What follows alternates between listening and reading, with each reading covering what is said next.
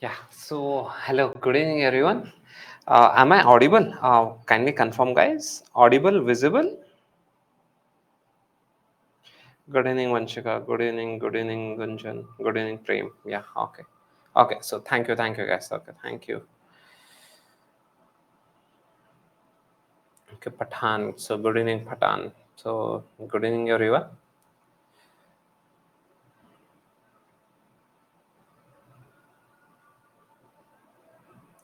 Fine. So today we'll be taking up an important unit or the important subject in your UPSC preparation, and it holds a lot of weightage in your mains as well as in your prelims.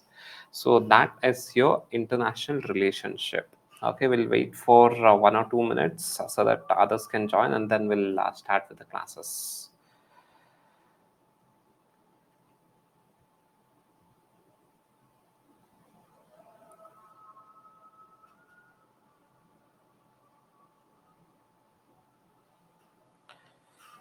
Fine. Okay, so how many of you, in the meanwhile, so that others can join, how many of you are giving in 2024 this year in the next 15 days?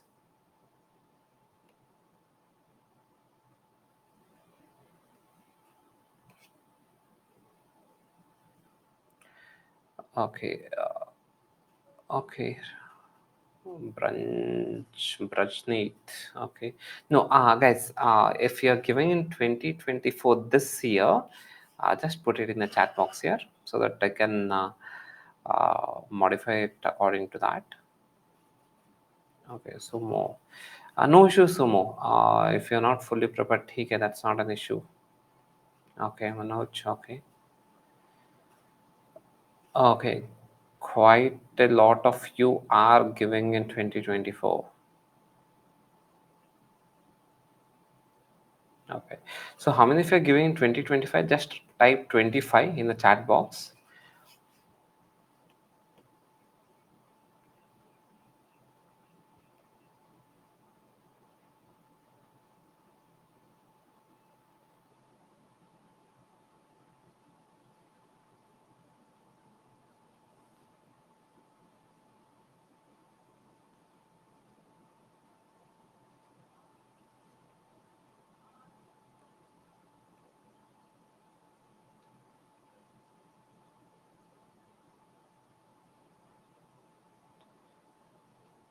Okay.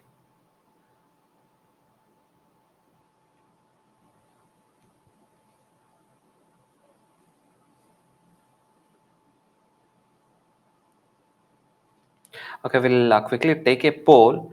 A is 2024, B is 25.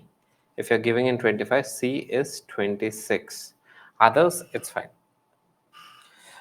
If you are giving in a 24, mark it as A. If you are giving in 25, mark it as B. And if you are giving in 26, mark it as C. That would be helpful here for me.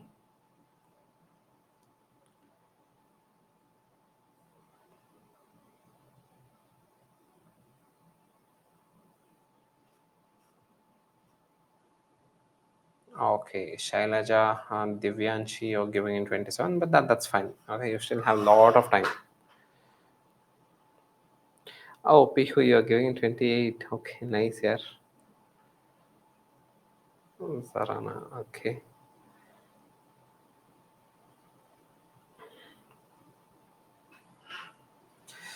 Okay, fine. So it's almost most of you are in this bracket. So 2024 and 2025.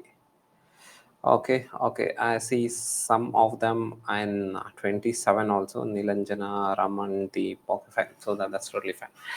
Okay, so now let us start with this one. That is international relationship.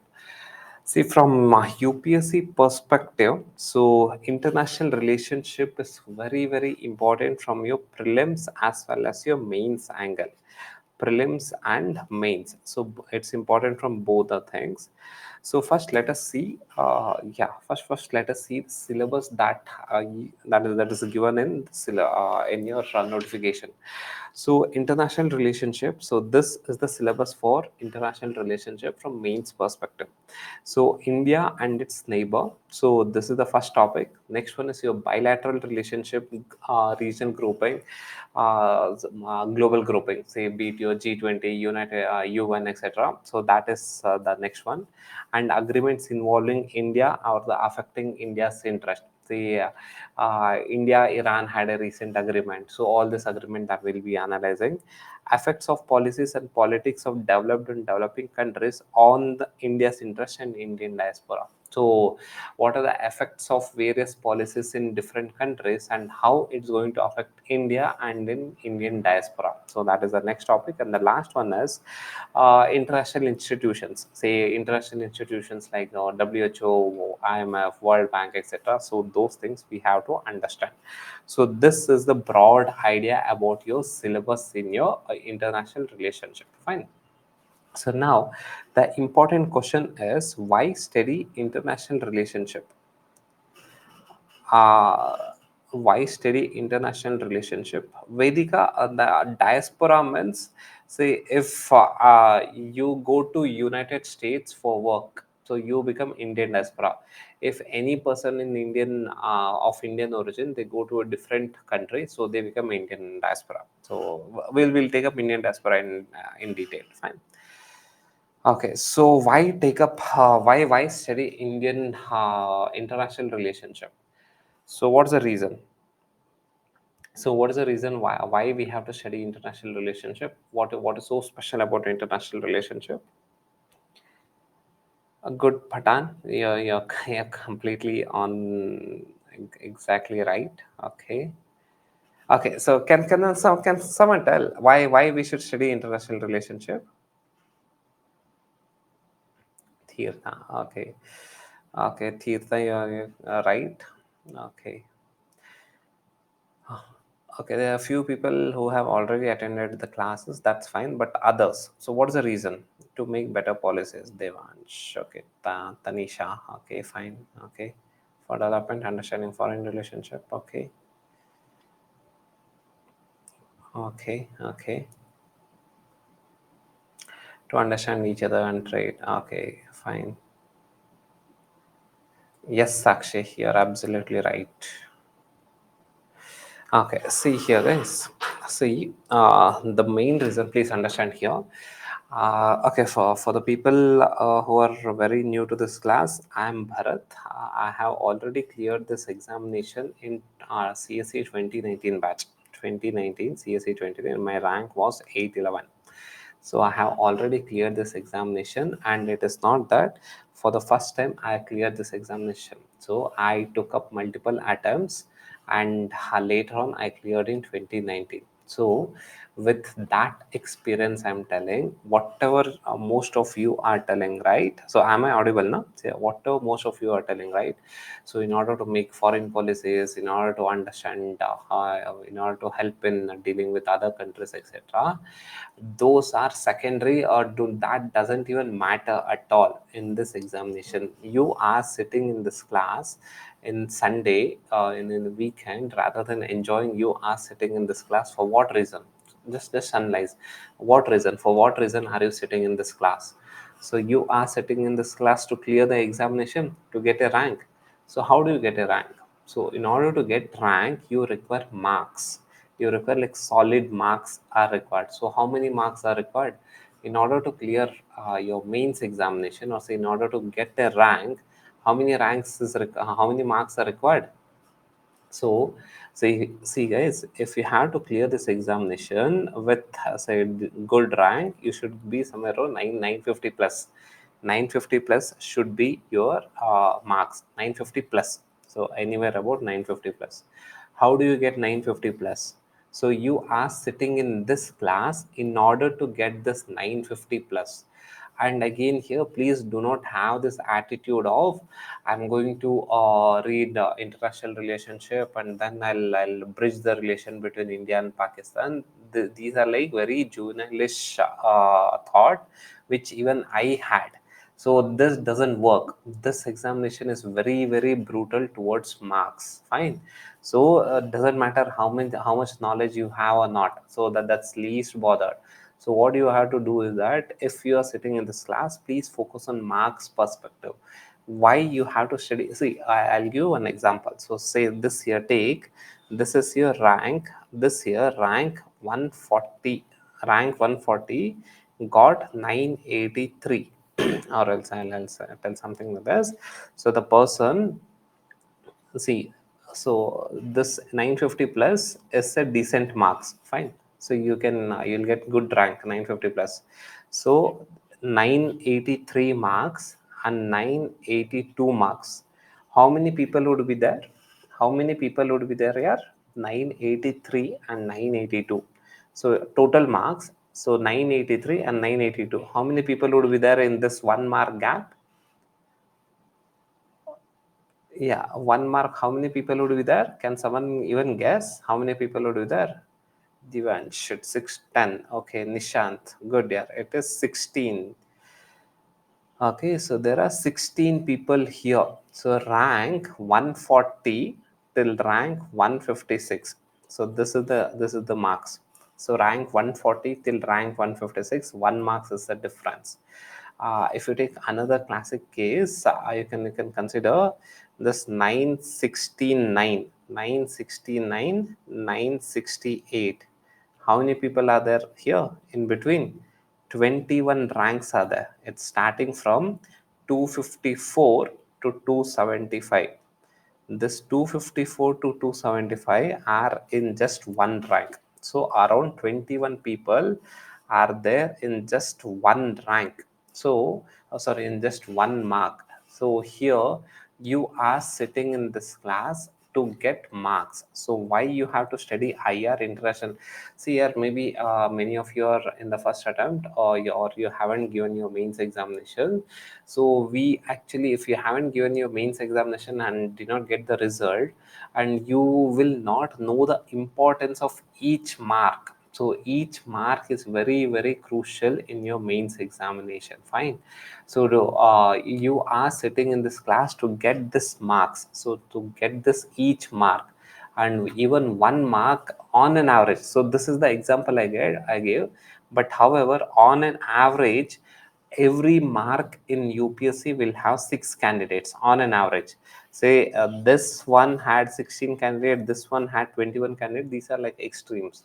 But on an average, each mark has 6 candidates, matlab 6 ranks. So here you are studying IR because every year there is 50 marks from IR. So if you to take up your GS2, question number 9, question number 10, question number 19, question number 20. So these questions are for 10 marks. So these questions are for 10 marks. These questions are for 15 marks. So 10 into 2, 15 into 2. So 10 into 2 is your 20 marks, 15 into 2 is your 30 marks. So 15 plus 30 plus 20 is 50 marks. So every year there is 50 marks from your mains examination. Fine, 50 marks every year. 50 marks you get in IR subject itself. How many marks are there in GS2? So how many marks are there totally? GS2 is for how many marks? What's the maximum marks in GS2? So it's 250, right? And guys, please participate, please participate. Let's make this session very proactive, or say very, very active. I don't want this session to be a monologue where I come, deliver the lecture and go on. Please, whatever doubts you have, you just put it in the chat box. Fine. So here, out of 250 marks, 50 marks is from your international relation itself. Fine. And again here, guys, what is a good mark? See, if you're writing a 10 marks question, what is considered as a good marks? If you're writing a 10 marks question, what's a good percentage? So for 10 marks question, so 6, 5, 6, fine, fine, good, yeah. Okay. Yeah, Manoj, no, yeah, so 8 and all, it's not possible, man. Okay, I'm talking in GS, it's not possible. It's somewhere between 5 to 6. Okay, so 50 percentage to 60 percentage is considered as a good marks. And again here, Please see here, just do the reverse engineering. If you have to clear this examination, do the reverse engineering. What is it required to clear this examination? In my mains, that is finally I have to get say somewhere around 950 plus. This is my aim. So 950, 970. How do I get this 950? So again here this 950 will have interview plus mains mark. Okay, let us assume that interview, what is the average interview marks? What's the decent interview marks? So can someone tell what's a decent interview marks? Interview, what's a decent? Yeah, good Divyanshi. Okay, 180. Yeah, 180, 170, 180 is a good decent marks. Okay, 170 to 180 is a good decent interview marks. Fine. So of this 950, take out 170 or 180. So what would be left out?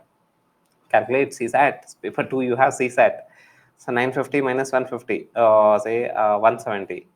So it is somewhere around, yeah, not 880, yeah, it is 780. Okay, fine, somewhere around 780. Yeah, good Akshita. Okay, good signing. So somewhere around 780. You have to get 780 in your mains examination to clear this main, to clear this and get a rank. Fine. How do you get main? How do you get 780? So again here you need to analyze. Here this mains examination is divided into three dimensions that we consider. One is your optional, sorry, in fact it's four dimension: optional, essay, ethics, and the last one is your GS 1, 2, 3. Fine. So this is divided into the 780 marks. You have to get it from this four angle. One is optional, essay, ethics, and GS 1, 2, 3. So in optional, a decent score is somewhere around 270 plus. 270 plus is a decent score. 130 plus is a decent score in essay. 120 plus is a decent score in ethics. I had got 120, 136 in my ethics, 134 in my essay. Fine. So yeah, so that you can do. So this is the broad thing that you have to consider. So around 270 plus 130 and say 120. So this is your 250. 250 and this will account to say 250, 250, 500, 520. So 520. So you out of 780, 520 is already with you from optional essay ethics, and remaining whatever the marks that you have, that should come from your GS 1, 2, 3. Fine. So GS 1, 2, 3 approximately, if score says somewhere around 100, this is big number. And see, please focus here, guys. Focus here. If you don't do this reverse engineering and mindlessly keep studying some random things, that doesn't work.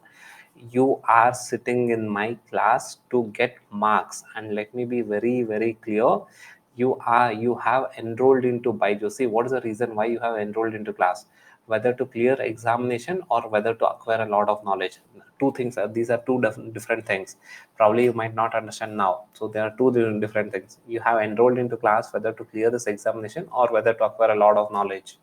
So to clear this examination, right? In order to clear this examination, what is required? Marks is required. Learn how to get marks. That is more than sufficient. And again, here, don't try to become. See, everyone have entered into this course in order to become a district collector. So that's same district collector and above. But most of you will end up becoming a content collector. So don't try to accumulate a lot of content. If you don't know how to get marks, it's useless. It's very useless. So again here, please see here in your GS, out of 250 marks, what is it? When I tell GS now, please consider it as GS 1 to 3. Don't consider ethics. The game is different. So in your GS, out of 250, what's a good marks? How many marks do the toppers get? How many marks? Good, Sunny. So it's somewhere between 100 to 110. Okay, 100 to 110. What is 100? Yeah, Rahul, 105 plus. Okay, what is 110, or say what is 100? How many percentage of 250 marks? How many percentage is 100? 40 percentage. If your marks is overall marks is 40 to 45 percentage, you are a topper. Fine. If your marks is between say 40 to 45 percentage, you are a topper. Fine. So what I wanted to establish is that for a 10-mark question, if you have prepared properly, you can easily get 50 to 60 percentage marks. Fine. And again here in GS, let us be very, very practical and pragmatic. It is not that in all the 20 questions, so this in GS paper there are 20 questions, right? It is not that in all the 20 questions you can score 50-60 percentage mark. You cannot do it. So there are some questions you will score 30 percentage mark, there are some questions you can score 50-60 percentage mark. So the average will come somewhere around 40 percentage, 40-45 percentage. If you get somewhere around 100 to 110, that is considered as a very, very good marks in your, and you'll get a rank easily. Fine. So here, why you have to study IR is that, now please come back here. What is the reason why you have to study IR is that, so know that each mark, that is each mark has 6 candidates. If you consider say 969 this year, 969 and 968, 21 people were there. 21 people were there in this one 969 and 960, just one mark.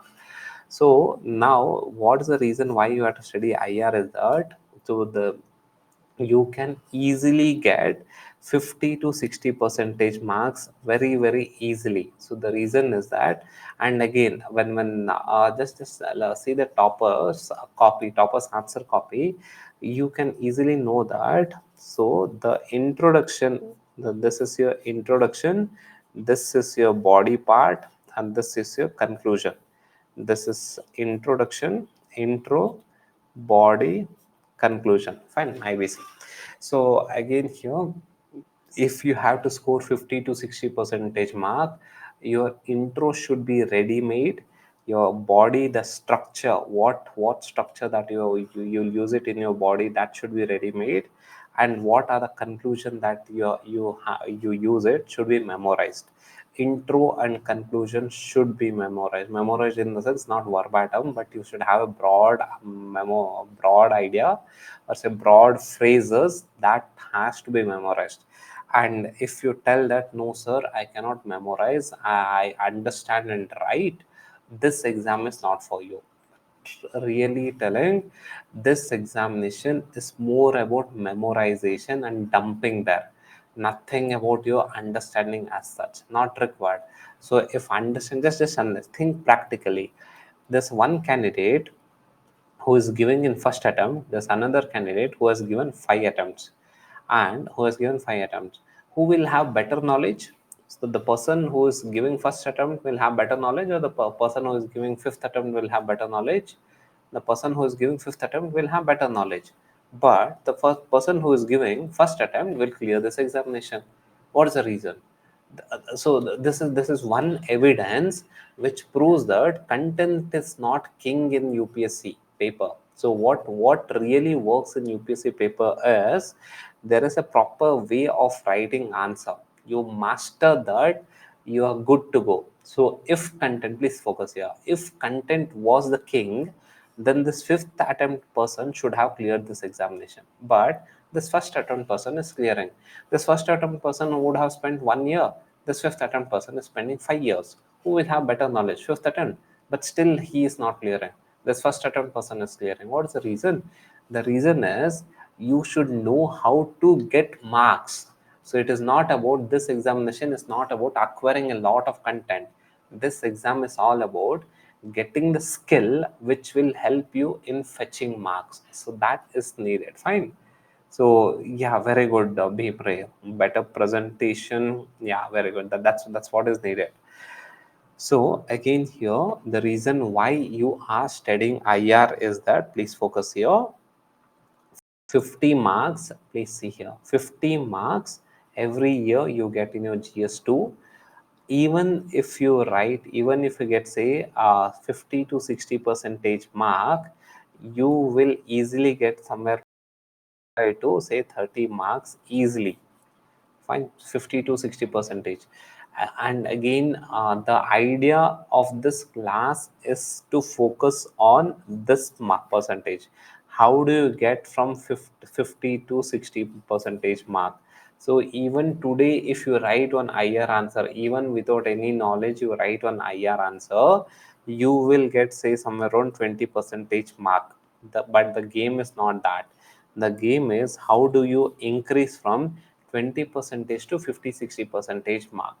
And again here, so here and again here, you need not focus emphasis a lot on content is needed to one level, but what is more important in UPSC is your presentation, your answer writing structure. So every subject has different structures, but for IR there's a standard structure. So that is the reason why IR, everyone focuses on IR, because you don't have much analytical questions in IR. Secondly, it is easily possible to memorize the intro, the conclusion, and the structure, and the body structure is clearly known. It is not that some random questions are being asked in UPSC. All the questions that's asked in UPSC in IR is very standard. So you can have a good intro, good conclusion memorized. Your that is in the body, you should have a very good structure that I'll teach you. And the agenda of this class, please focus here, the agenda of this class is very clear.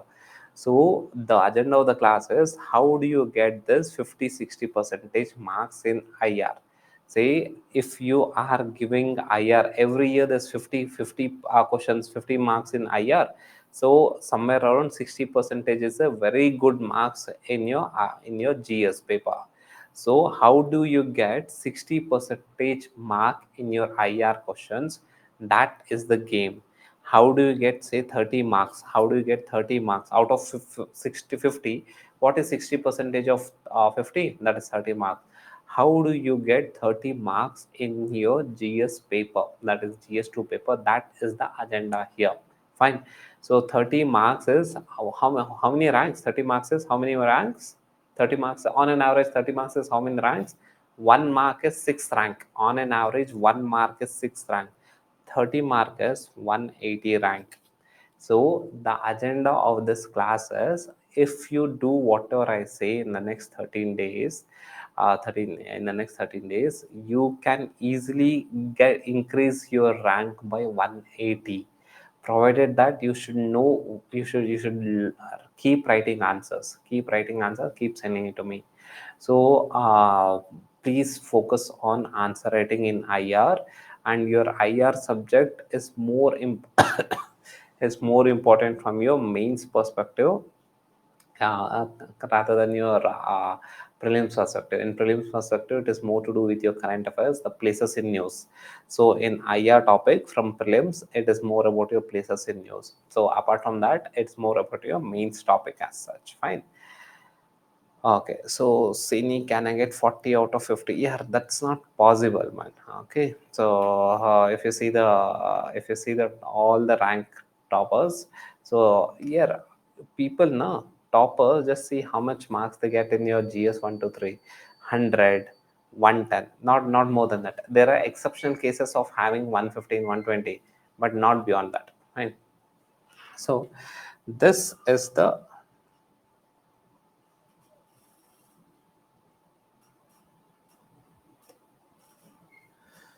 okay. So please see here.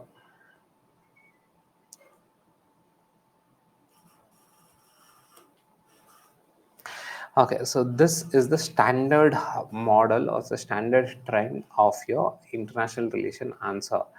And again, the notes, what you have to say in order to get say 50 to 60 percentage mark. What are the sources? Kindly note it down. Sources for IR. Sources for IR. So note it down. Sources for IR. First one is class notes. Class notes.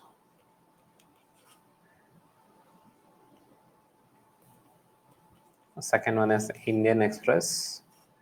Indian Express editorials.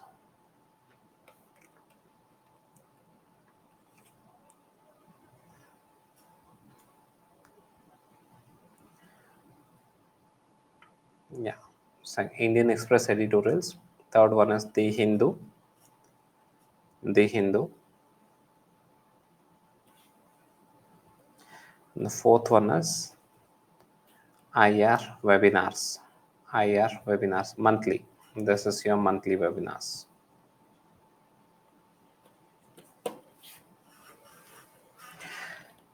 This is your monthly webinars. Fine. So please focus here. In the introduction, see, this is a standard, and again here your most of your IR notes, class notes would be dictated, over 80 percentage of it would be dictated. So please have a notes and keep jotting it down, and wherever possible have running notes, because the agenda of the class is not is mainly to increase your marks. The reason, why am I doing this? I personal experience had someone told me in my initial attempt, just to focus on marks perspective, I would have cleared much earlier. So here in IR class, it's completely from marks perspective. So we are very brutal towards marks. See, in your 12th standard, for NEET exam, or say for your IIT, or say various examination, what were you doing? Were you studying for knowledge perspective, or were you studying from marks perspective? Marks perspective, right? Then what happened to UPSC examination? Again, it's I think it's the main mistake is due to social media. They're over glamorizing the knowledge, etc. Not required. Please focus from marks perspective. See, if and again here, let me be very clear. After IR classes, you will not get a call from Jai Shankar to ask, and he will not ask your opinion regarding any international relation. So fine, getting it. So you are sitting in this class for your marks perspective only. Reorient your attitude towards marks. That was the same thing you're doing for your IIT exam, or say your this thing, right? NEET examination, so on and so forth. The same thing you had to do it here. So that's the reason why the people in the first attempt, they clear easily, because they have mastered the skill of getting marks. And so that's the reason. And again here, the classic example I'm giving, look at the mock interviews of the people who have given first attempt, so who have cleared in the first attempt. Take up any mock interview of the mock interviews, the interviews that are held in any of the coaching that's uploaded in the YouTube, right? Take up the mock interviews of any of the first attempters and see, and take up the mock interview of the people who have given, say, 3 or 4 attempts and they have cleared. So this 3 or 4 attempt person will have more knowledge. Even this the person who is giving in the first attempt will also have more knowledge, will have less knowledge. So the reason being that in the interview, you will notice that there are so many questions that tell, sorry sir, I don't know. That's totally fine. So in this examination, it's totally fine not to have a great amount of knowledge. But in mains examination, what works is your skill work. Skill is the most important thing in your mains examination. Skill which is going to help you in getting marks. That is the most important thing that you have to focus. In the IR class, what you have to do is that please keep have a running notes. So whatever I tell, keep jotting in down running notes. And secondly, see here, this is the model of your IR answer. So I'll show you, this is the standard model of IR answer. Quickly jot it down. So again here, these are the keywords. Quickly jot down this one. This is your model of your IR answers.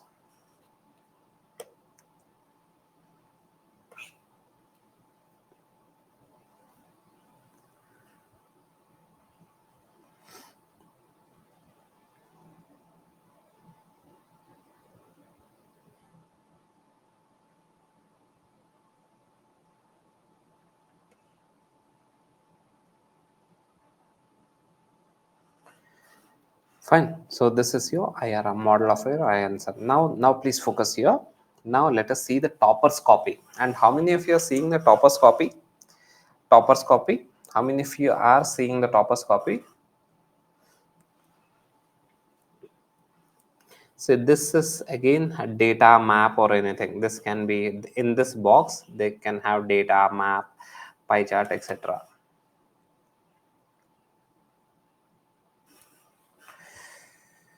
Okay, okay. Many of you are telling no. So yeah, if you ask me what's the biggest mistake I did in my UPSC preparation is that not seeing toppers copy and not memorizing the syllabus. So these are the two big mistakes.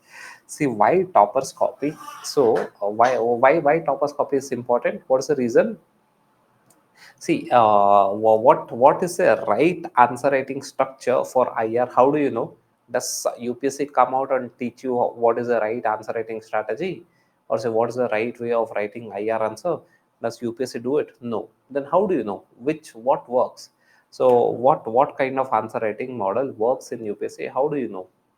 So does UPSC come and teach you? No. The only evidence that we have is toppers copy. So these are the toppers copy. Please see here. This is rank one. This year's rank one's copy. So this is your rank one's copy. If you see here, the structure more or less is the same. The same introduction over here. If you see here, keywords over here, subheading. This subheading is here, so again another keyword over here. So this is rank one's copy, this year rank one's copy. If you are not seeing toppers copy Nair, you are going wrong in multiple levels. You will not even know what exactly is required from UPSC perspective. So you are blindly studying without even realizing what exactly is needed in UPSC. See, the only evidence is that toppers copy. So this model will help you in clearing the examination. UPSC will not come and teach you how to write answers. So we don't know.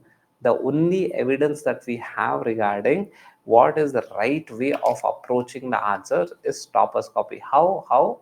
Because they have written this answer just 2 weeks before the examination, and 2 weeks before, this is your mock paper, coaching institute test series paper.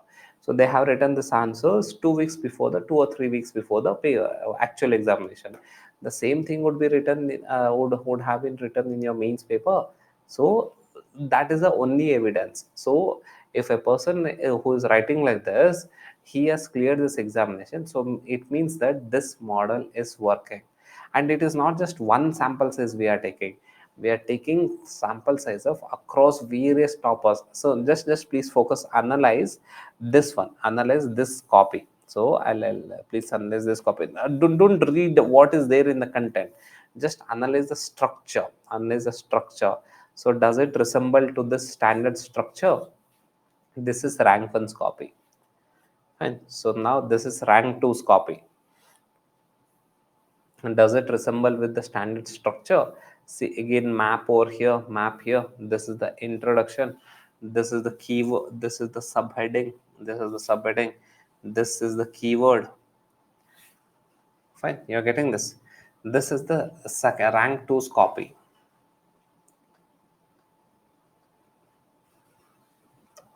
Fine. Yeah, look at this. So everywhere it is the keyword. Everyone, every point it is keywords, keywords, keywords, keywords. So this is rank two's copy.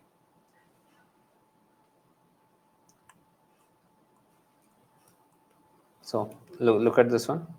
So your actual answer, IR answer, should look like this. So what is the best way of writing IR answer? Who will tell? It is through toppers copy. We can infer that acha, a person has written like this and this person has cleared the examination. So it means that this way, this answer writing model is working. And it is not just one person. We will compare across all the toppers and we will get to know that if people, if they are writing like this in this model, it they are clearing, it means that this model is working. So this is what you have to understand here. And again, if you are not seeing toppers copy, you are going wrong in multiple fronts. In a sense, please focus on topper copy. That will give you a clear picture as what is needed in UPSC.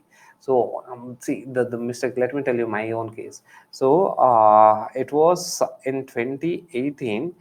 You know this Kanish Kataria. So Kanish Kataria was a topper in 2018. So when he cleared, so he told in an interview that I saw this 2017 Anudeep sir's topper score. Anudeep sir, 2017 topper is Anudeep sir.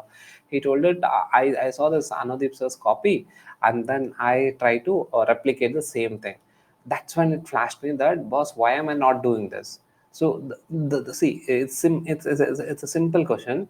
If you have to draw an image of Lord Ganesha, what will you do? What is the best way of drawing an image of Lord Ganesha? What is the best way?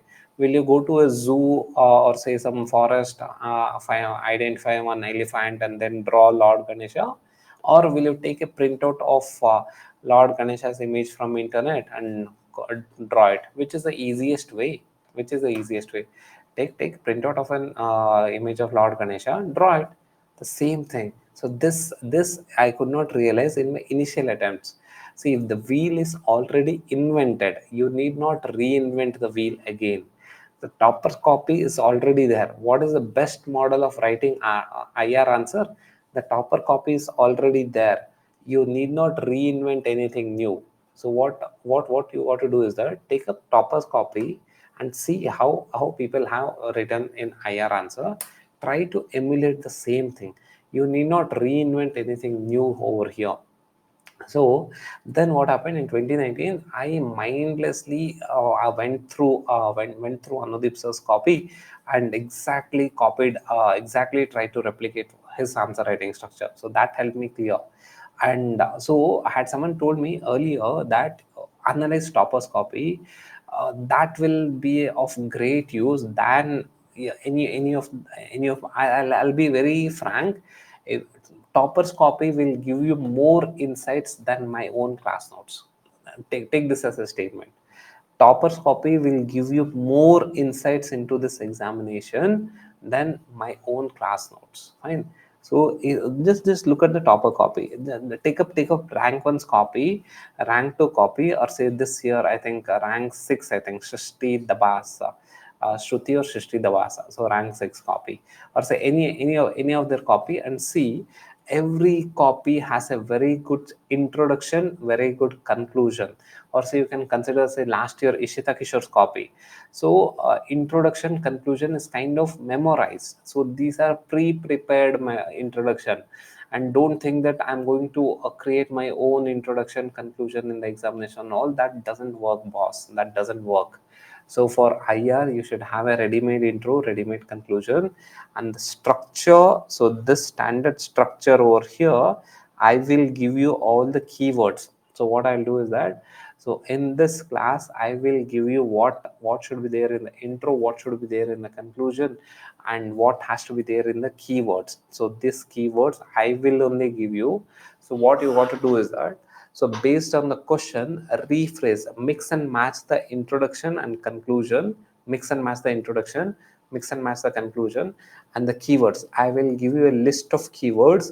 Use the same keywords in the answers and write it. Fine. So this is what you have to do it. So any doubts still here? All good?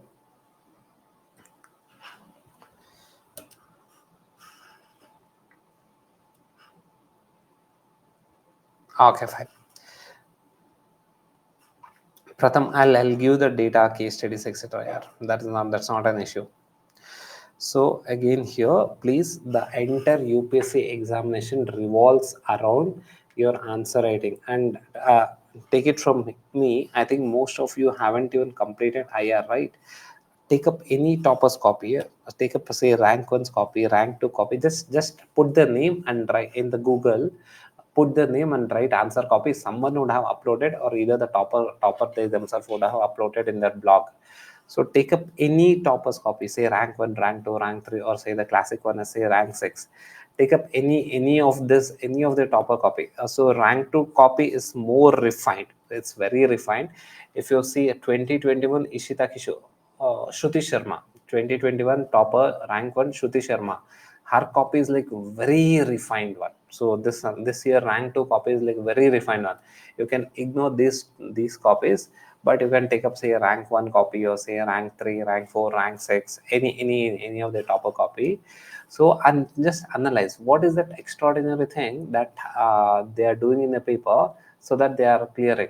So again here, not seeing toppers interview, or say not seeing interview in the sense, not the mock interviews, the interview that they give to TV channels and YouTube channels, not that one.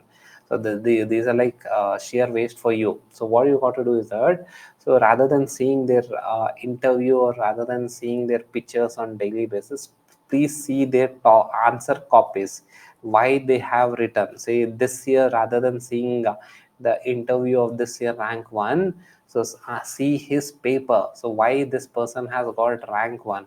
If you see any topper copy, I'm not just naming one or two, take up any topper copy, you will notice that the content, just notice that the content is extremely mediocre, extremely mediocre, but they have a very good presentation. Look at here, look at this is rank 2, look at the presentation of this person. So look at there's a map, there's a, all the keywords have been highlighted properly, the subheading has been highlighted properly. Look at the way of presentation. So your entire mains examination revolves around your presentation structure. So you should have a very good structure, very good presentation, and then comes your time management. Time management, and the last one is content. See, let us take a challenge, right? So that is, just take up any topper's copy and see whether you will be able to understand the topper copy or not. So whatever that person has written or not. Say take up rank one's copy, say this year I take up rank one's copy, or say rank 2, rank 3, any of their copy, and read it, read the question and read their answer. You will be able to understand over 90, or say over 99 percentage of the content what they have written, you will be able to understand.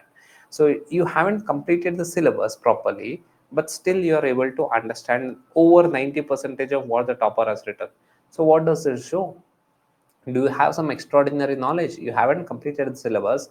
Do you have some extraordinary knowledge? No. But still 90 percentage of what, or 90 or even 100 percentage of what the topper has written, you are able to understand. So what does it mean? It means that there's no extraordinary content that even the topper is writing. So if the topper had written some extraordinary content, you would not understand. You are understanding the topper, whatever the topper has written in this answer, in his or her answer. It means that there's no extraordinary content. But what is that extraordinary thing that is there in the topper's copy? The extraordinary thing is presentation is very good. The structure of answer writing is very good. They are completing the answer in a timed manner, and the content is okayish content. It's not like very bad content, or it's not like super good content. It's like okayish content. Fine. So this is what you have to do. So if you are sitting in this class now, please let me be very clear. So the reason why you are sitting in this class, or say why you are enrolled into Byju's, is that in order to clear this examination, to clear this examination, you require marks. In order to get marks, what is required? Presentation, structure, time management, and adequate level of content. Fine. And again here, adequate level of content, time, T is time and C is content. Adequate level, it's not like too much. So again, the order goes in the same manner itself. The first importance is needed for presentation, second importance is structure, third importance is time management, and the fourth one is content. In the same order, the weightage is also same. Now see, hypothetically assuming that you do a PhD in international relation, and you know everything in regarding India US relation, uh, did a PhD in that, and you don't know how to present the answer properly, and you don't know how to structure the answer properly.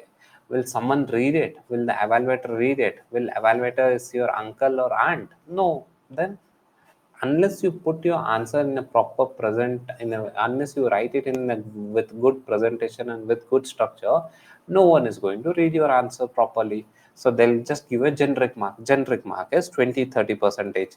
If you don't write your answer in a proper or with proper presentation and structure, you'll get generic mark. So what you have to do is that, how do I go from 20 30 percentage to 60 percentage? That is the question. So in order to go from 20 or 30 percentage to 60 percentage, what works is this presentation and structure. So again, so what I mean this presentation is a decent level of handwriting, maps, etc. And structure is, this is the structure that you have to focus on. So in this class, we will emphasize more on answer writing. We will emphasize more on the presentation structure part along with the syllabus. As say, for example, if we are taking India Sri Lanka relationship, we will focus on the structure part. We'll focus on the presentation. See, I cannot hold your hand and teach you teach you a good handwriting, or say teach you how to draw a map. That you have to do it. Structure will focus on intro, will focus on conclusion. And again, in this one, look at the toppers copy. Trust me, if most of the intro and conclusion are memorized in the sense pre-prepared. Need not be verbatim, but most of it is kind of memorized. You should be ready to that level. Fine. Okay, so now let us see the PYQ. So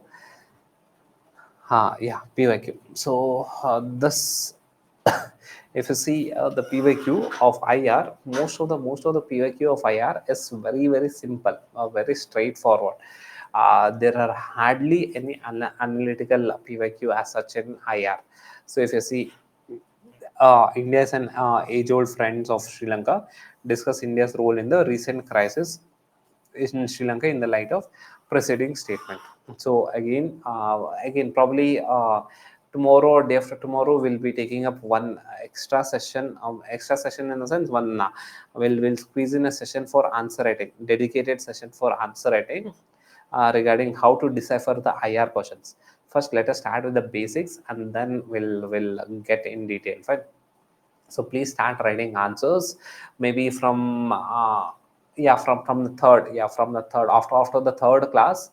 Please start writing answers. So in the first three classes, I'll give a brief overview about everything in IR, and then we'll take up country by country and region by region. So there you can start writing answers. Fine. So now let us start with the basic things. So what is international relationship? So please everyone, it is better you have a handwritten, that is, you have a running notes. So running notes, and do not over rely on this PPT will be given, but however, it is better you have your own running notes. The reason, I'll tell you the reason. One is, if you write the running notes, you will be active in the class. And secondly, you will be active in the class, and secondly, it will help you in framing the answers. The agenda of this class is that you should be able to get, say, 60 percentage mark. How do you get 60 percentage mark? For that, you have to keep writing the answers. Writing whatever I have dictate, that is more or less in terms of answer writing format itself. So you keep, rather than me writing in the board, that doesn't help you a lot. So you keep writing. See, it's something like this. Whatever I dictate, more or less it will be in the same format. If you keep writing in the same format for multiple times, it will be in your muscle memory. So whenever you're writing an IR answer, you will get to know, acha, this is how I need to write. It's fine. So please keep having a running notes, and wherever I start dictating, majority of my dictation will be in this format itself. So this, look at this. So keyword. So again here, so whatever the points that I'll give, that will start with the keywords. Fine. So this is what we'll be doing. So what is international relationship? See, let us start with the basics. So international relationship. What is international relationship? Did you finish internal security? Have you guys finished internal security?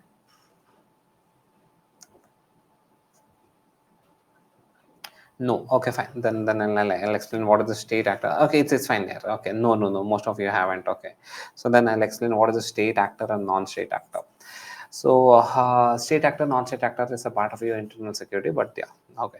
So what is international relationship? International relationship is a study of interaction between the state actors and non-state actors in the global system. What is state actor? So sorry, this had to be in capital S. This is capital S, this is capital S. So what do you mean by state actor? Capital state, in the sense state with a capital S. So normal small states means, so this is like your Karnataka, Tamil Nadu, etc. These are the small states. Capital state meant nation state. You would have read about this nation state concept, right? State that has judiciary, state that has legislature, state that has executive. So that is called as your state. So what is international relationship? International relationship is a study of interaction between the state actors. State actors means, say, India is a state, Pakistan is a state, USA is a state. So these are state actors. Say the people in government of India. Tomorrow you become IFS officer, and you will also be a state actor because you are a part of state. Who are you? You are a state. So state, in the sense, there's no state is not nothing like physical. It's not tangible as such. So state is a concept which determines your parliament, that is your legislature, your executive and judiciary. So these three units together form one state which is going to govern one region. So that is called a state. Are you getting this concept? So in India, that's your government, your parliament and your legislature, judiciary. So these three entities together will govern one region. So this entity is known as state actors. Fine. So state actors, say state, this is your state actor. So then what is non-state actor? Non-state actor means the people who are not a part of the state. The same English word. Non-state actor means the people who are not a part of this framework, that is your executive, judiciary and legislature, who are not a part of this framework, they are called as non-state actor. Currently you are also a non-state actor. If you don't hold any position in executive, judiciary and legislature, you are also a non-state actor. One NGO is a non-state actor. So IR, international relation, means it is a study of your state actors relation. It's a study of interaction between your state actors and non-state actors across the world in a global system. So that is called as your international relationship. Fine. IR, what is IR? It's a study of interaction between state actors, that is interaction between US, India, interaction between Pakistan, India. Studying this interactions, these are at the state level and non-state actors. Say your Bollywood, that is how Bollywood is influencing the India-Pakistan relationship. How this say Ambani, or say any of the corporate groups is influencing the relation between. See, the corporate groups are non-state actors. How corporate groups are influencing the relation between India and USA. How Infosys is really, helping in bridging a relation between India and UK. So this is known as your international relationship. Fine. Studying the interaction between your state actors and non-state actors in a global system. So this is called as your international relationship. So write down here, what is international relationship? IR. So for the first time you can write international relationship, but later on you can just write IR. IR is a study of IR is a study of interaction between. IR is a study of interaction between state actors. State should be in capitals. State actors and non-state actors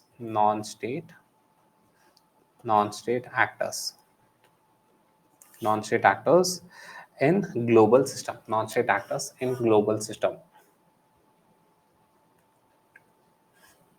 non-state actors in the global system. Fine. So below this, write down state actors. So in a box, in a small box, write down. See why am I telling in a small box? So please see here. Uh, if you're writing this in a page, so you would have written like this. And in this, whenever I tell small box, so what you got to do is that just put like this. Okay, somewhere in the corner, right side corner, put do not put a small box over here. If this is your page, whenever I tell write it in a small box, just put like this, so we don't know. So it can either go like this or you can end it over here. Fine. So just put a small box whenever I tell a small box. So in the right side of your page, put one like this and then keep writing over here. Fine. So the reason why you have to do it is that nowadays if you see the toppers copy, they are adding this kind of small boxes on the right hand side. So this, and again please, when if you're writing answers, whatever you're writing over here, this is not the core answer, this is the additional information. Here what is IR, international relation, the core definition you have given, but the additional information is you will define what is a state and what is a non-state actor. So that additional information, if you're writing answer and if you're putting this in a box, this box should have additional information, not the core answer as such. Got it? Fine. So now write it in a small box. So whenever I tell box, it has to be in the right hand side. Put one box over here. Small box, state actor. State actor means state actor, members of members of executive, members of executive, legislature, members of executive, legislature, and judiciary. Members of executive, legislature, and judiciary governing a region. Governing a region. Governing a region. Fine. So what's below this? Below this, another small box. Another small box. And please see here, guys. Uh, So this is your paper. So in your mains paper, so this is your mains paper. So your answers should keep flowing like this. So your actual answers should keep flowing like this. So here and there you have to give the additional information, all this box. This is your actual answer. This is your actual answer. Your actual answer will be flowing in the left hand side. On the right hand side, here and there you have to sprinkle that additional information, because this will impress the evaluator. That will give you the wow factor for the evaluator. Fine. So please, if you are writing answer in the class notes, or say if you are writing taking class notes, consider that as one answer, and whatever I am dictating, that is more or less in the answer writing format itself. So the reason why I am doing is that you will get familiarized with the IR answer. So the agenda of this class is that not to acquire a great amount of knowledge, nahi chahiye, not required. So but you should know very good skill of writing answer for IR, that you have to master. Fine. So for that, keep writing it down. So keep jotting it down. Fine. So right here, non-state actor. So non-state actors, these are the non-state actors, members who are not a part of state actor, members who are not a part of state actor, members who are not a part of state actor. Example, NGOs. Example, NGOs.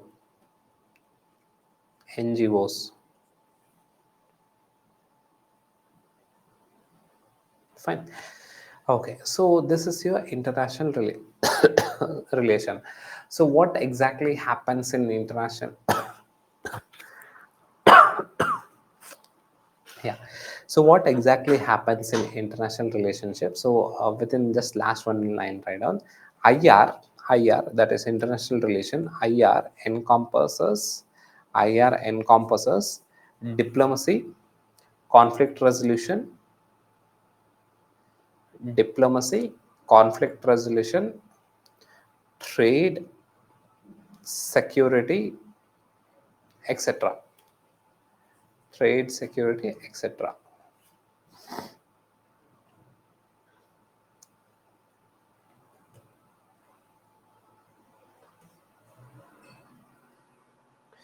Yeah, it encompasses diplomacy. IR encompasses diplomacy, conflict resolution, trade, security, etc. IR encompasses diplomacy, conflict resolution, trade, security, etc.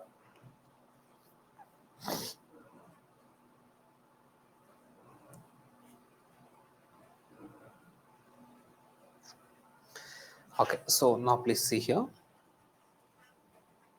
So now we'll take up the list of keywords. So I will give you the list of keywords.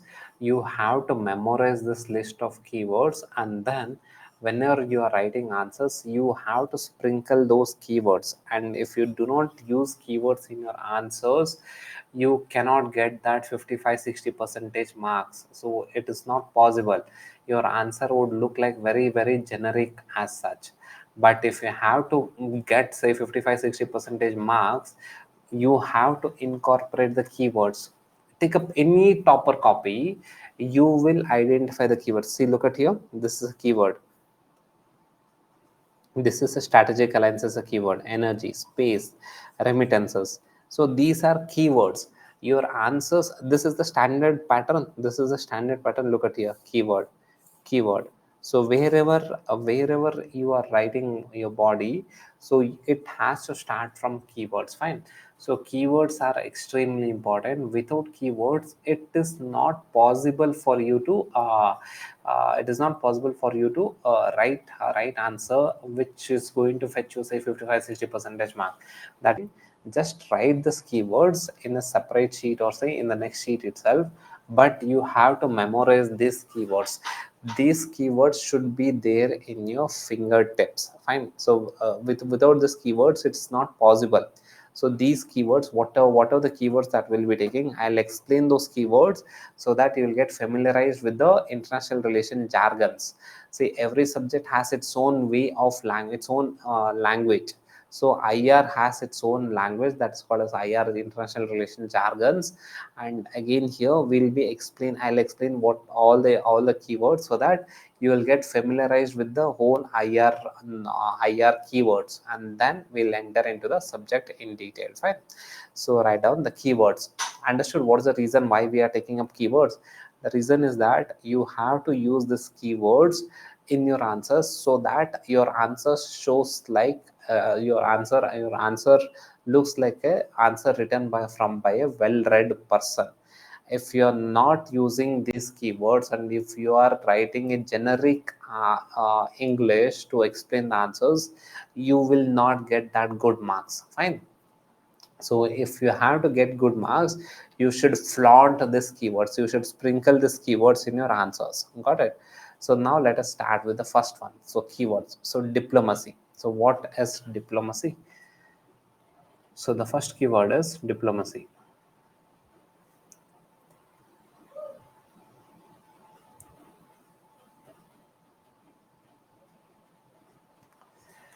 So write down here diplomacy, please everyone, in a point wise manner. So in a point wise manner, uh, first one is yes. If you are not a part of executive, legislature, judiciary, and if you don't hold any of this position, you are also a non-state actor. So I think most of you are a non-state actor. Fine. Okay. So yeah, let us not any doubts. I think once again, give me 2 minutes. I'll clear any doubts so that because we are starting a new section. So before this, if you have any doubt, just put it in the chat box. Nishant, executive, legislature, judiciary. If you are a part of this, your organization would be a state actor. Else, no. Resources for IR, class notes. Class notes is the main thing, and write your own answers and get it evaluated. That will work. And Indian Express and Hindu for current affairs webinar, monthly webinar.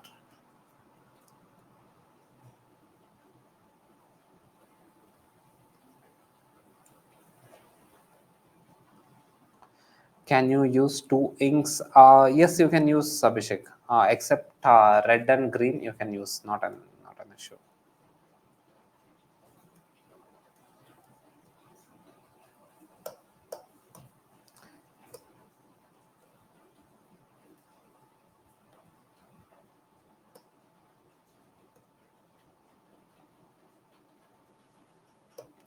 Okay, so chala then. Let us start with the keywords.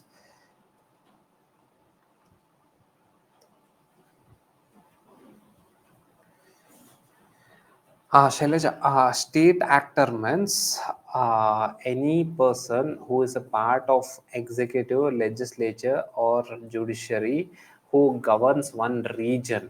So that is who they belong. They are called as a state actor.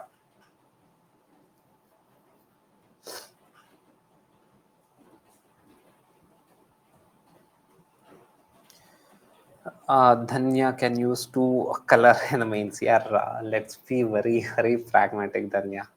Okay, you can use, forget about two, you can use say 200 colors also, except blue and green, except green and red.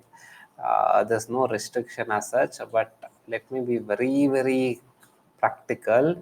Switching pen is very difficult in the paper. Forget about switching pen, you will not even have time to drink water in the paper. So you will have 3 hours paper. So 3 hours, of this 3 hours, see here, for the people who don't know how this mains works, you have 3 hours.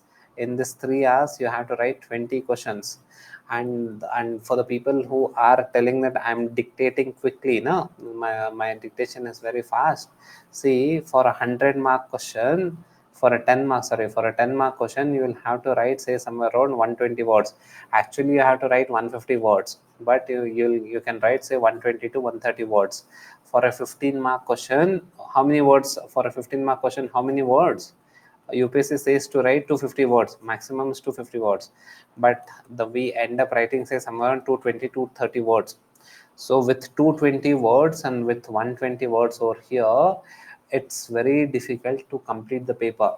Even if you write say 120 words for a 10-mark question and 220 words for a 15-mark question, it is very difficult. So for a 10-mark questions, you get say 7 minutes. For 10 marks question, you get 7 minutes. See, it is 180 minutes. Please everyone focus here. It is 180 minutes. How many questions are there? 20 questions are there. So 20 questions is 10 questions from 10-mark question, 15 questions from 10 mark. That is 15 questions will be 10 questions, 10 marks, 10 questions, 15 marks. So this is your 15 marks. This is your 10 marks. This is 10 marks. For a 10-mark question, you get 7 minutes. For a 15-mark question, you get 11 minutes. So 7 minutes, 10 questions. So this is your 70 minutes. This is your 120, 110 minutes. So that is your 180 minutes. So for a 10-mark questions, you have only 7 minutes. So within 7 minutes, you have to complete the 10-mark question. So for a 10-mark question, so it is something like this here. So you will have to write say 120, 130 words.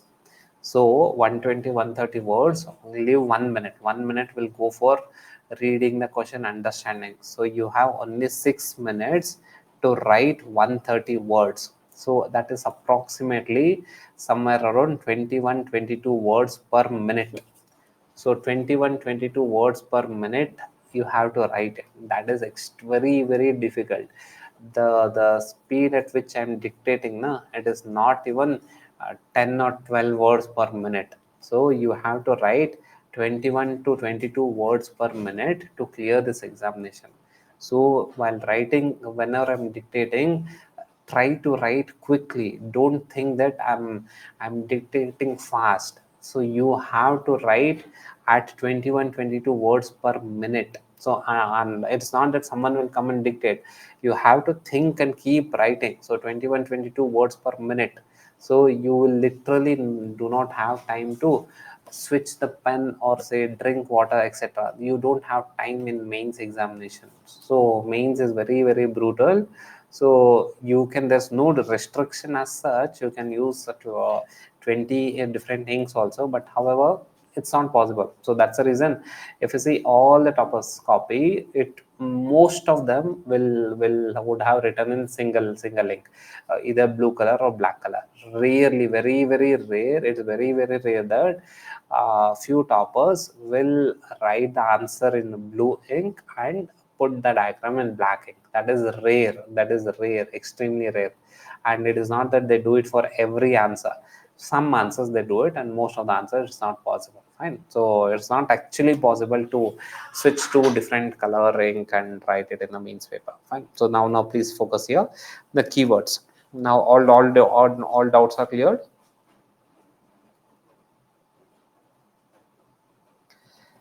One question for Anil, for 10 mark question. Yeah, for a 10 mark question you get only 7 minutes to write. Akshita, you can read that, not an issue.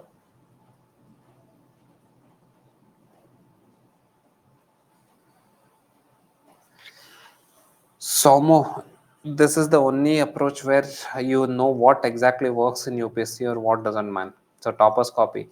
So UPSC will not come and tell you for this subject this how you have to write, for this subject this how you have to write. No one will come and tell you. Matlab UPSC will not tell you. So the only evidence that we have is toppers copy. Acha, this banda has written like this and he has cleared. So this is working. Acha, let me cross verify whether someone has written like this and still cleared. Analyze the toppers copy. You'll get to know what works and what doesn't work. Okay, so let us start with the keywords. So please quickly write down. So what is diplomacy? So write down here, diplomacy, the art of conducting, the art of conducting IR. The art, diplomacy is the art of conducting IR. IR is international relation. The art of conducting IR, international relation, through negotiations, through negotiations, and dialogue,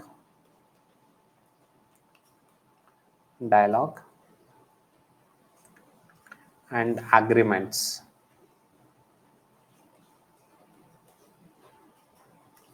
And agreements to achieve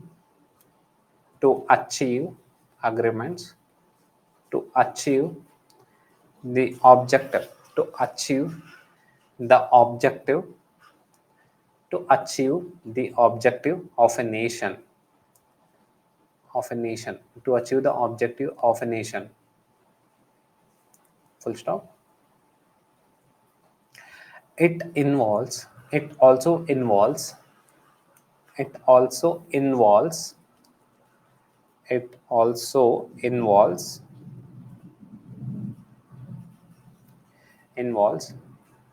representing it also involves representing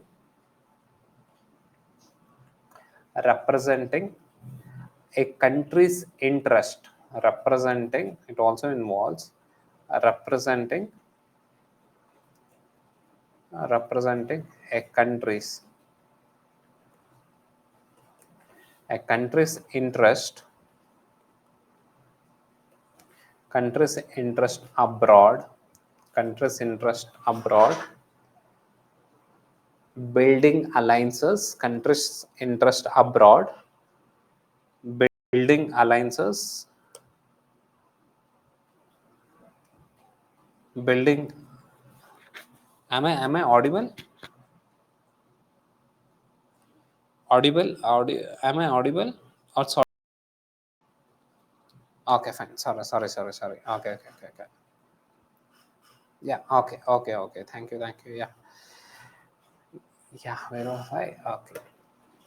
It also involves representing a country's interest abroad, building alliances, and building alliances and resolving conflicts peacefully and resolving conflicts peacefully.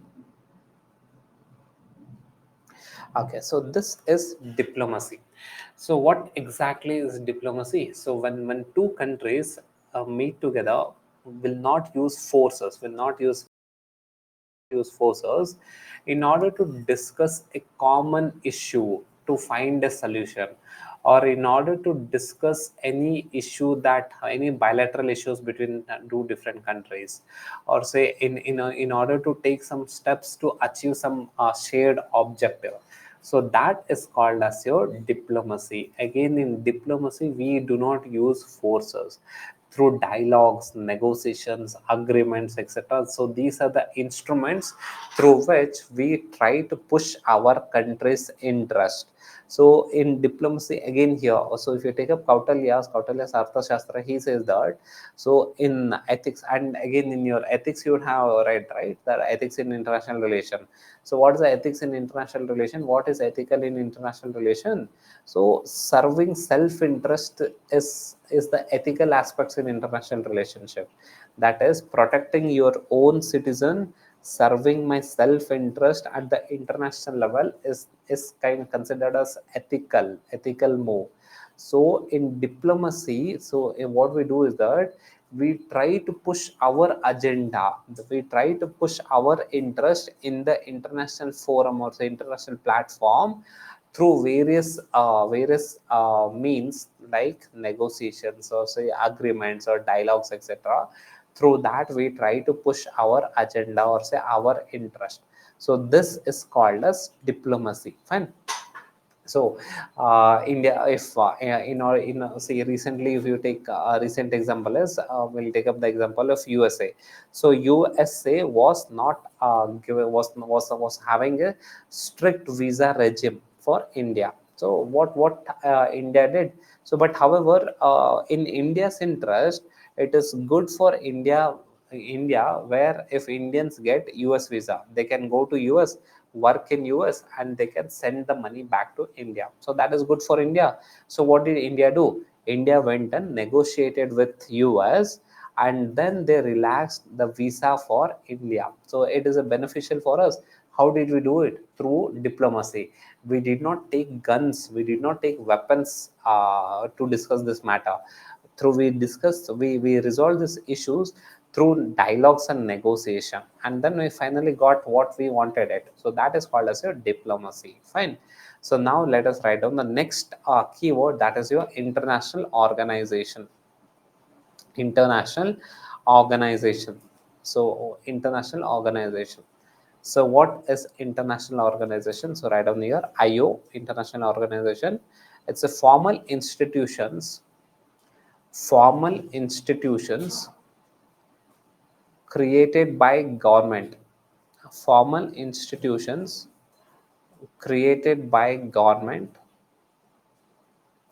created by government of multiple countries, created by government of multiple countries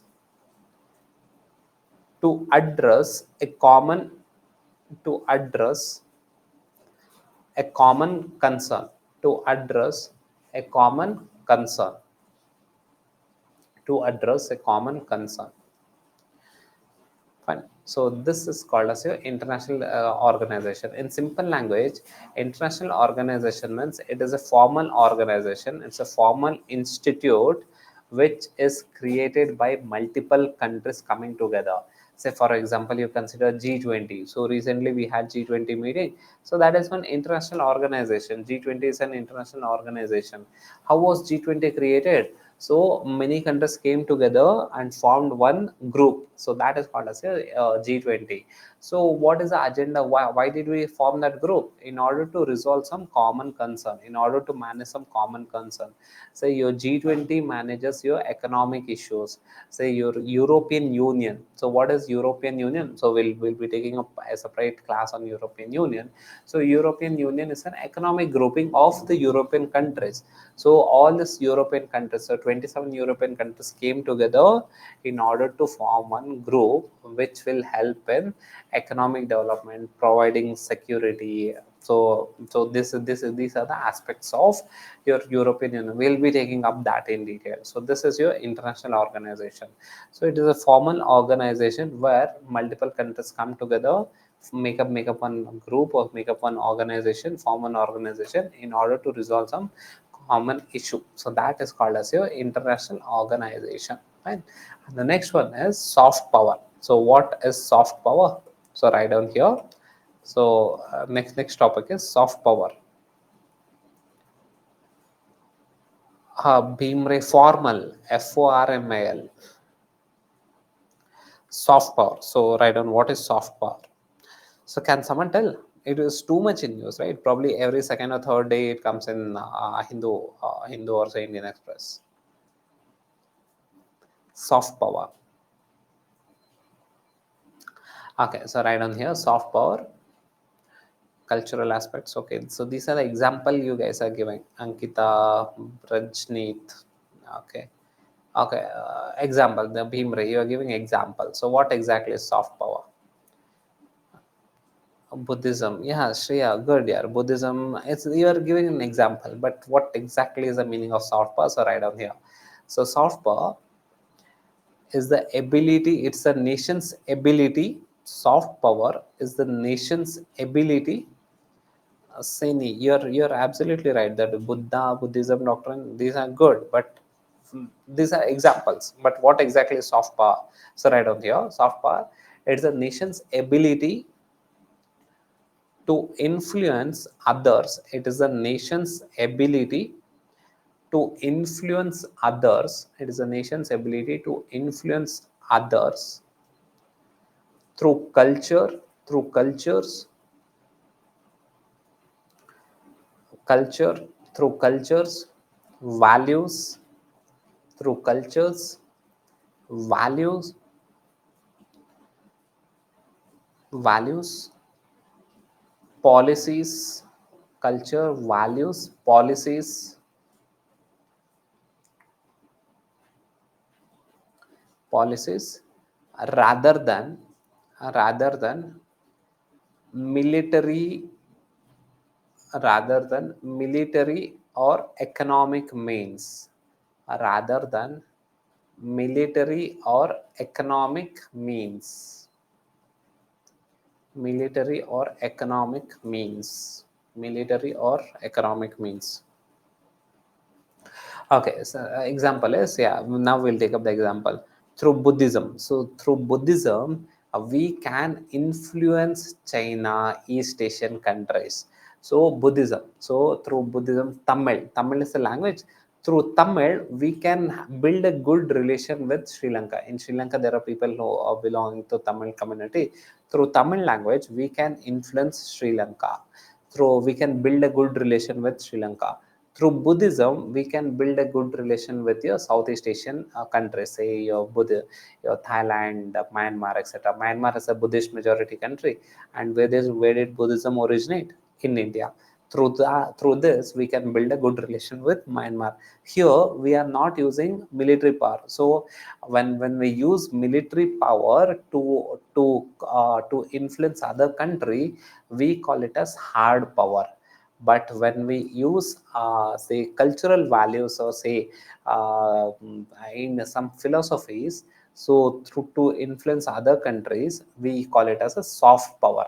Say your Buddhism, Tamil language, Bollywood. So Bollywood is very good example to bridge a good relation between India and UAE, India and your Arab world, India and Pakistan, Afghanistan, etc. So all these things, with all these countries, Bollywood plays a very crucial role.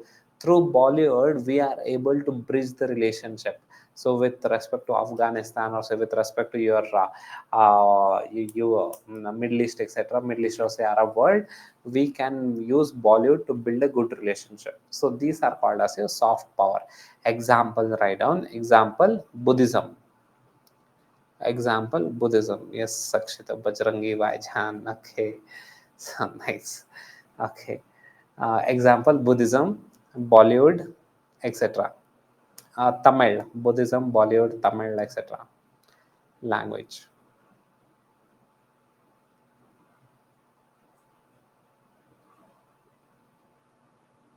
Yes. Okay. Fine. So this is your soft power. And the next one is, what is strategic partnership?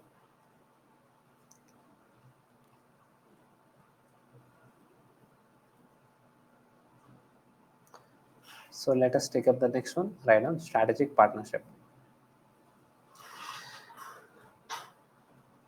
I'm told that I have to give some break. I exactly don't know at what time I should be giving a break. Yeah, Ramandeep, I'm already getting that doubts regarding the break. So, what is the usual time that you guys get break? 7 o'clock. Yeah. Okay, fine. Well. There are some people who are telling 6:45, 7, 6:30.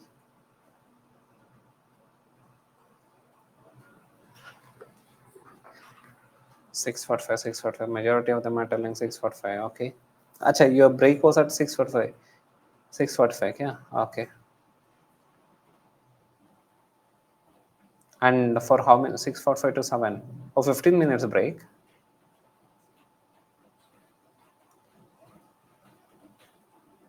Okay, fine. Majority of them are telling 6:45. So we'll take at 6:45. Fine.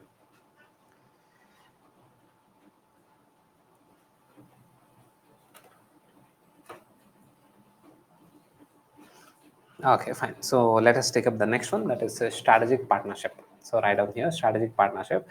Again, strategic partnership is very crucial. And what are the keywords that you are writing? Please try to incorporate these things in your answers, or else the purpose will not be served. So that by dedicatedly explaining what these keywords means, and if you do not utilize these keywords in your answers, it is of no use. Better don't learn these keywords. The reason why you are supposed to know all these keywords is that in your answers you need to write these keywords. Why you need to write these keywords? Because the toppers have written these keywords and they have cleared this examination. Not one, all the toppers have written these keywords in a proper manner and they have cleared this examination. Has UPSC told to write keywords explicitly? No. But what is the evidence we have? The only evidence is that toppers who have written these keywords, they have cleared this examination. Is there any other model of writing IR answers? I have seen multiple toppers, probably more than 100 toppers answers. No, even in my attempt also, I wrote in the same manner itself. So this is a standard way of writing IR answers. Keywords should be there, right? So you have to memorize the keywords. Got it? Fine. So we write on here strategic partnership. So strategic partnership. So write down refers to, yeah, strategic partnership refers to a formal and long lasting relationship. Refers to a formal and long lasting relationship between between nations based on based on mutual interest between based on mutual interest in various areas, mutual interest in various areas, such as political such as political, economic, political, economic, security, security, technology, technology, and cultural domains, and cultural domain, and cultural domain, and cultural domain. Okay, so this is your strategic partnership. See, there are two things. One is bilateral relation, one is strategic partnership. Bilateral relation means, say, one country having relation with another country, we are called a bilateral partners. So bilateral partners can be with respect to, say, in terms of trade, in terms of, say, investment, or say in terms of agriculture, in terms of science and technology. So this is called as bilateral partners. For one dedicated area we will be partner, so that is called as a bilateral partner. Say for example, with you can consider, which is the classic example. Yeah, you can consider India with Afghan. So those are also, yeah, India with Myanmar. You can consider India with Myanmar. We are a bilateral partner, so we are not a strategic partnership as such. Bilateral partner in terms of trade. So in terms of infrastructure connections, we are partner. In terms of constructing, when we take up Myanmar, you will understand. So with Myanmar, we have bilateral ties in terms of infrastructure construction, mainly in terms of road construction. We that is India and Myanmar come together. But however, strategic partnership means two countries will come together for various aspects, say in terms of energy needs, in terms of defense, in terms of investment, in terms of technology, etc. For all these multiple areas, two countries will coordinate, will cooperate for a long duration. That is called as strategic partnership. Getting the relationship, getting the idea between your bilateral partnership and strategic partnership. Bilateral partnership is, say for example, hypothetical example so that you understand. Bilateral partnership means I am having a tie with you only for international relationship for the next 13 days. So this is called as a bilateral partnership.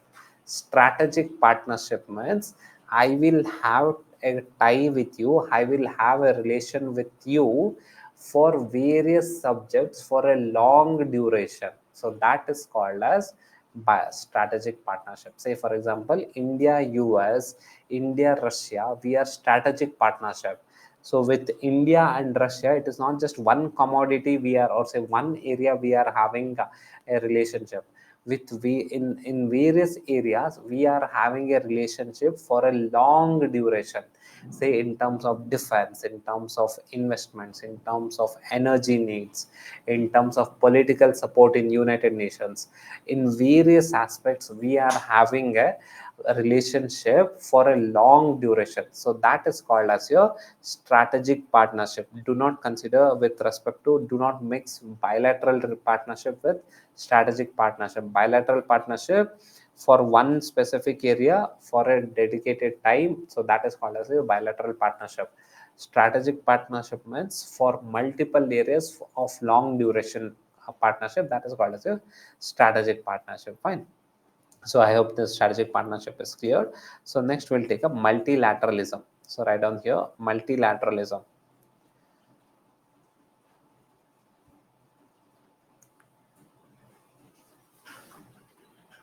Sure, Lakshmi. Then that I'll do it. Multilateralism. So what is multilateralism? So write down here. It's a practice of conducting. Write down multilateralism. It is a practice of conducting. It is a practice of conducting IR. It's a practice of conducting IR, international relation, through through participation of through participation of through participation of multiple countries, through participation of multiple countries, through participation of multiple countries, through participation of multiple countries, in order to promote in order to promote cooperation in order to promote cooperation in order to promote cooperation, comma, collective cooperation, comma, collective problem solving, collective problem solving and shared responsibility, shared responsibilities. Example G20. Example G20. Example G20.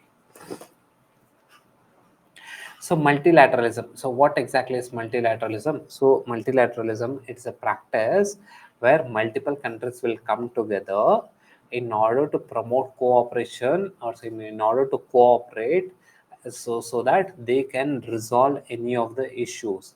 So in order to ensure shared responsibility. Say for example, your climate change. So in order to control climate change, it is not the duty, it is not the responsibility of any one country. So all the countries should come, because it's the shared responsibilities to, because in order to control climate change, it's a shared responsibility. For that we require multilateralism. So that is your multilateralism. Fine. So next, what is bilateralism? After this, we'll take up a break. So write on this: bilateralism. Bilateralism. Write down. It is a practice of conducting bilateralism. It is a practice of conducting IR. Bilateralism. It's a practice of conducting IR, international relation, IR, between two countries. IR between two countries. Between two countries. Full stop. It involves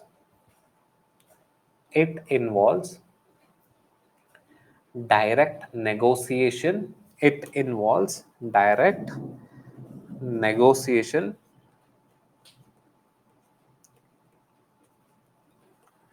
it involves direct negotiations, agreements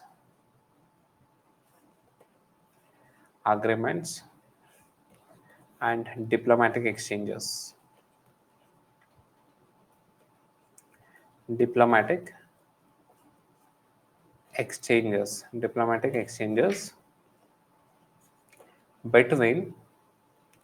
two nations,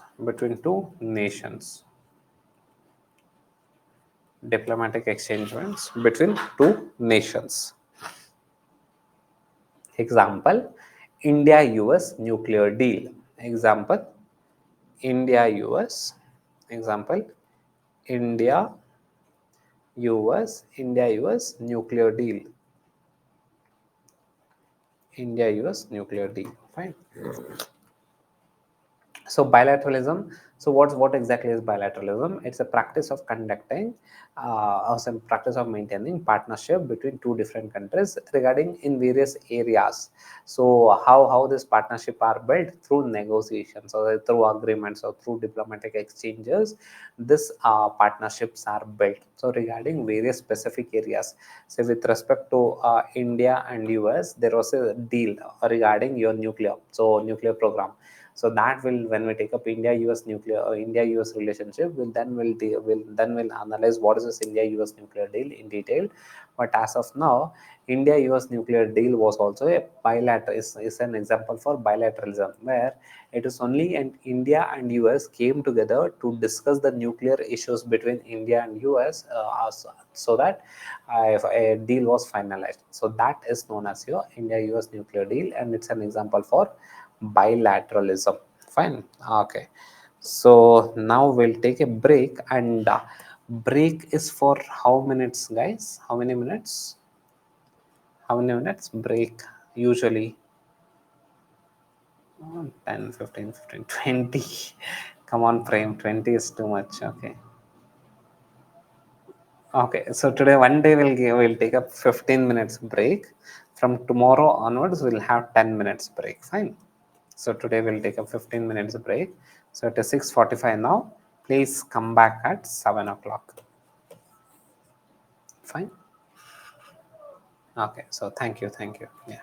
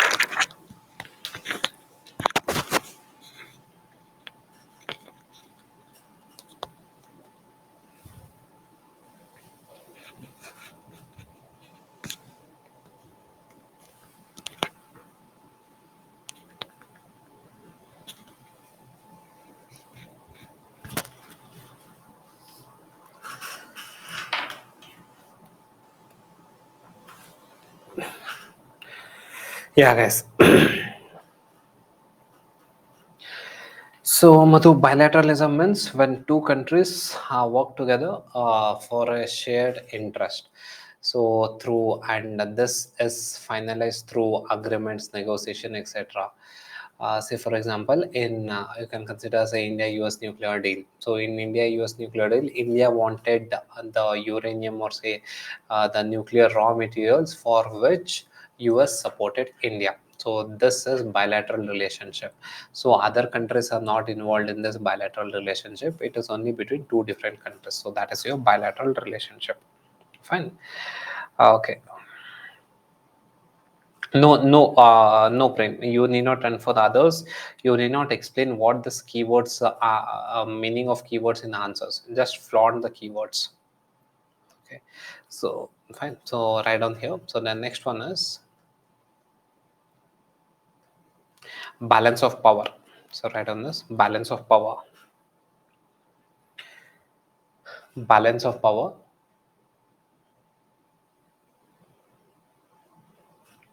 It's a concept where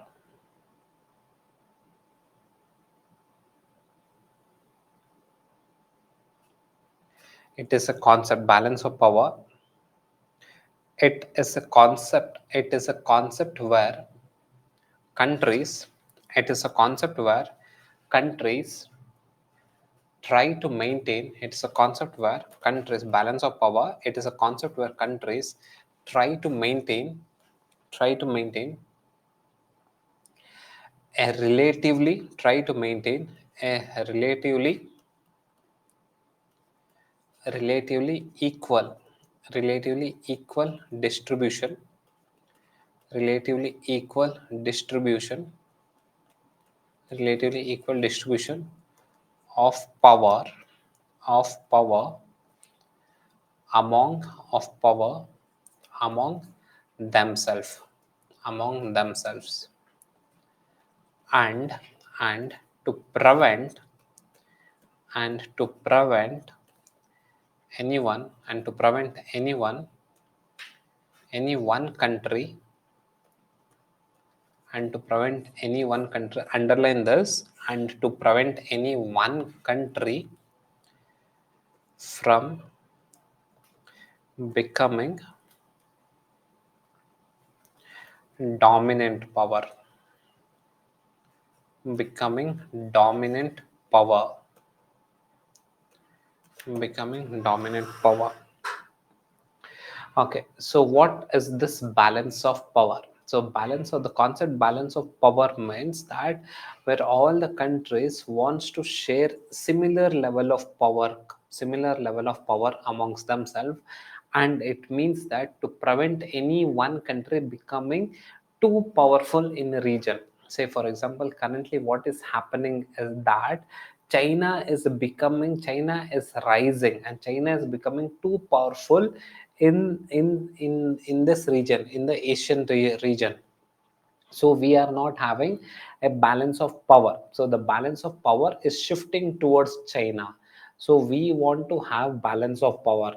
In order to have balance of power, that is the reason why your US or say your Europe is supporting India, because if India would rise, we can act as a balance of power. So or else if India doesn't rise, what would happen? China's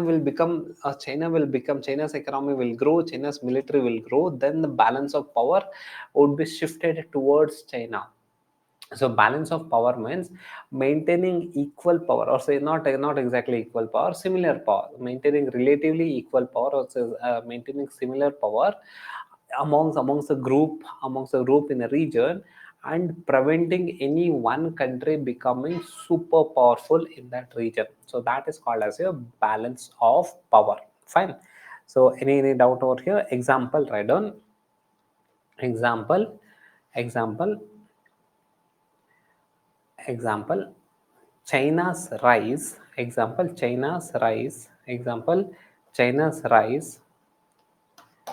is shifting the balance of power in Asian region. Example, China's rise is shifting the balance of power in the Asian region. shifting the balance of power in the Asian region. In the Asian region. In the Asian region. So that's called as your balance of power. Fine. And the next one is convergence of interest. Very, very crucial. Your entire higher classes will revolve around these two words, these two keywords: convergence of interest and divergence of interest. So convergence of interest. So write down here. What is convergence of interest? So convergence of interest. So write down here. When two or more countries, when two or more countries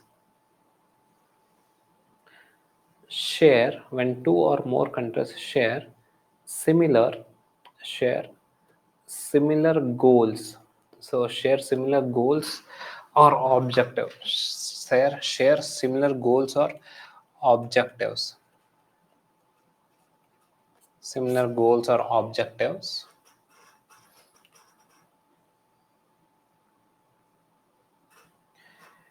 in, international in international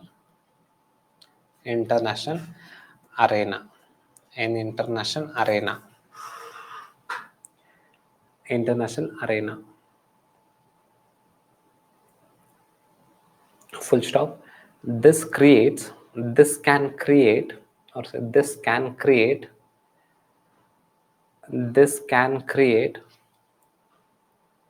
opportunities for this can create opportunities for opportunities for cooperation and opportunities for cooperation and joint actions, opportunities for cooperation and joint actions.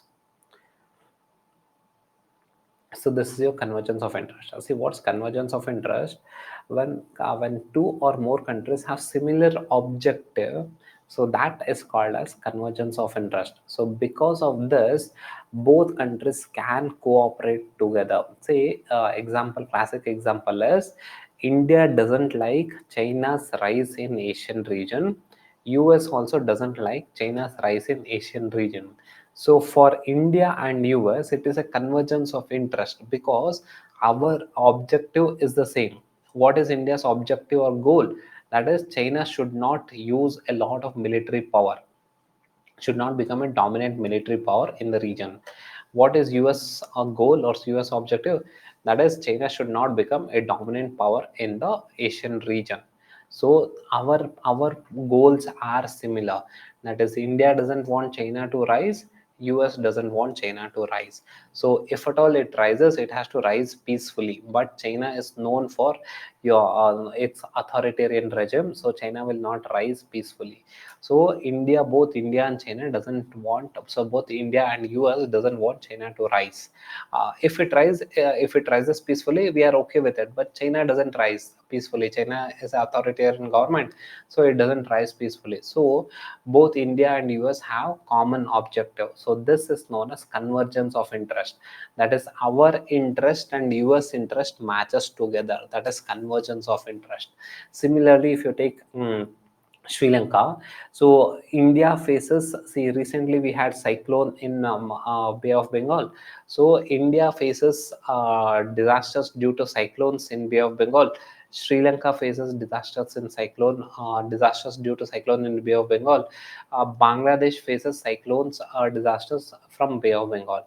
That is, India, Bangladesh, Sri Lanka have similar interest in managing the disasters from cyclones. So this is a convergence of interest. Getting it? So what is convergence of interest? When goals are same, when the objectives are same, this is called as convergence of interest. This will lead to cooperations among the different countries. So that is called as a convergence of interest. Fine. So example, write down example. Both India and US have convergence of interest, have convergence of interest have convergence of interest regarding the measures to control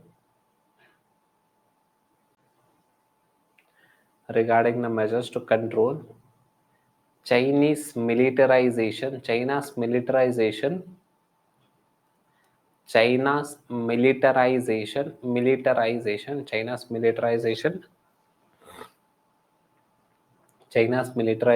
in the Indian Ocean region, IOR, in the Indian Ocean region, IOR.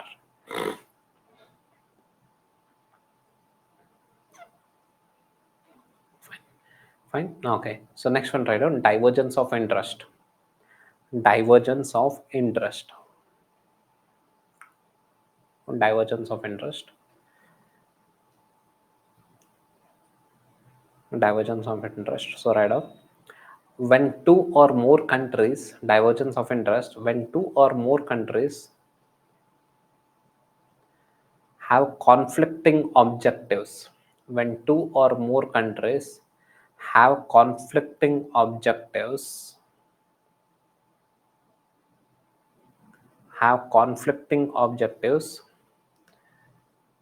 in international arena, in international arena, in international arena, in international arena. See, this is divergence of interest when two countries have different objectives, conflicting objectives. Say, with respect to, say, let us consider Aksai Chin. So, or say POK. So, with respect to POK, or say with respect to Aksai Chin, Aksai Chin in your Jammu Kashmir region. So with respect to POK or so with respect to Aksai Chin, so India wants to control Aksai Chin, China wants to control Aksai Chin. It's a divergence of interest. India claims POK as India's territory, which truly it is. Pakistan claims POK as their territory. So these are divergence of interest. Our interest doesn't match the interest of China. Our interest doesn't match with the interest of Pakistan. So this is called as a divergence of interest. When there's a divergence of interest, it leads to, below this write down, this leads to tension and conflicts. This leads to tension and conflicts. This leads to tension and conflicts. This leads to tension and conflicts. Fine, full stop. Example, border disputes between India and China. Example, border disputes between India and China. Border disputes between India and China.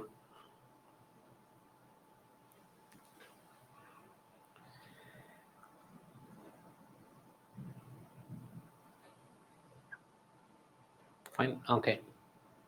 So next one right now, global south. Okay, so global south.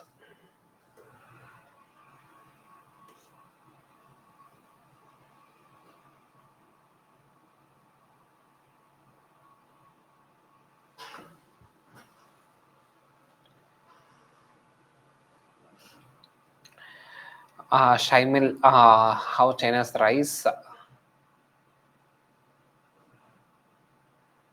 Uh, no, here, okay, others, it is RISC. Okay, not RICE. This is China's rise. China is growing in terms of economy. China is growing in terms of military. China is also increasing its diaspora. So this is China's rise. So China's rise is increased. China is rising, not that eating wala rice. This is rise. China's rise. China's RISE. Fine. Okay. Okay, so China's rise is changing the balance of power in Asian region. Earlier, if you consider, say, 1970, 1980, even till 1990, India and China were almost of the similar level. But now China is 5 times India's economy. 5 times it has grown. So the current status is, if India is 1x, China is, if India is 1 time, China is 5x. So China is 5 times bigger in terms of economy. So China is growing. So the balance shifting towards China. Earlier, both the countries were almost similar. So the balance of power had been maintained. Now the balance of power is shifting towards China because China is rising. Fine. Okay. So next one, write down global south. Okay, global south. So what's global south? Write down here. It's a term. It is a term that refers to developing countries. It is a term that refers to developing countries in in Asia, developing countries in Asia, Africa, in Asia, Africa, and Latin America. In Asia, Africa, and Latin America. And in Latin America. Latin America. So this is your global south. Global south means, so these are the developing country in Asia, Africa, and Latin America. So then what is global north? So write down here, next point. Yeah, this is Latin America. Your South America, so this region is your Latin America. South America is your Latin America region. Caribbean, yeah, Caribbean islands, etc. So those things will also be included in Latin America. Okay, so next one, write down global north. Global north.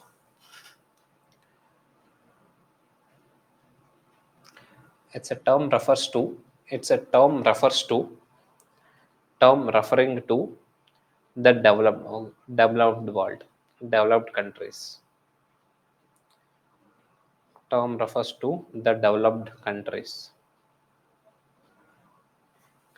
Term referred to the developed countries. Example: North America, Europe, North America, Europe, Australia. North America, Europe, Australia. North America, you can write Eurasia. North America, Eurasia, or say on Europe, Australia. So this is your developed world. So if you consider here, so this is your developing country, that is your global south. This is your global north. Global south, global north. Australia is a global north. Australia is global north.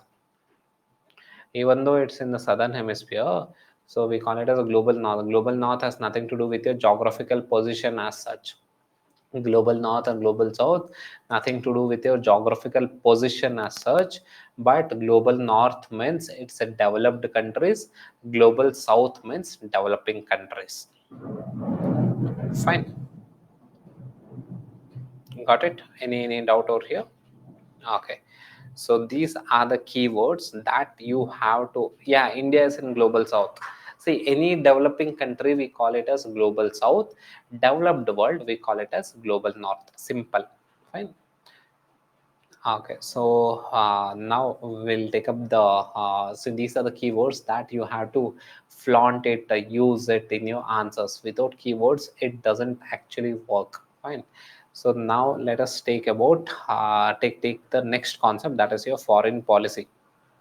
So write down here foreign policy. Foreign policy.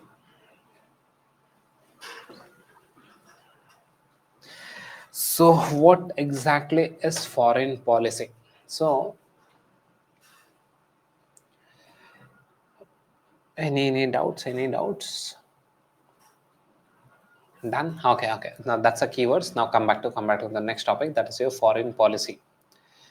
So write down here. For I'll explain quickly. Write down this. So in your paper, quickly write down. I'll explain.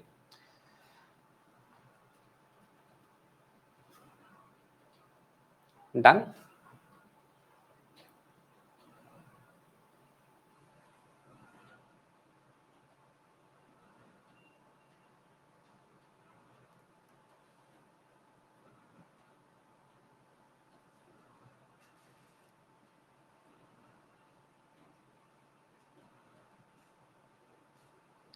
Okay, so what exactly is foreign policy? Foreign policy, in simple language, it means that it is a country's, it's a nation's strategy, it's a nation's actions in order to push its own interest in the international arena. So again, your Kautilya in his book Arthashastra, he tells that foreign policy it's always meant to push our interest, put that is push self interest in the international platform. So even today, this is applicable. That is, foreign policy means pushing our interest, that is having a country, that is India, having a strategy or taking up some actions in order to push our interest in the global platform. So global platform can be with respect to other countries, etc. That is, we have to safeguard our interest, promoting our values. So and then, so next comes your addressing global issues and international relations. So this is the next aspects of your foreign policy. The first aspect of foreign policy is that self interest should be pushed, and the next aspect is addressing global issues. So now if you consider, if you say take up India or say any country for that matter, so every country focuses on self interest first, next comes climate change. Even India is doing the same thing. First we focus on self interest, and next we focus on climate change. So climate change is the global issue, that is the next priority is given to the global issues. In a foreign policy, strategies and actions are taken to promote self interest first, and the next is addressing global issues and international relationship. So that is the next one, right? So this is known as your foreign policy. Got it? Any doubt over here? Okay, so again here, India. So India can have relation with US.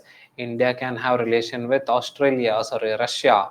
So Russia and US, they are rival, but still we, under our foreign policy, in order to push our interest, in order to uphold our interest, we can have relation with US.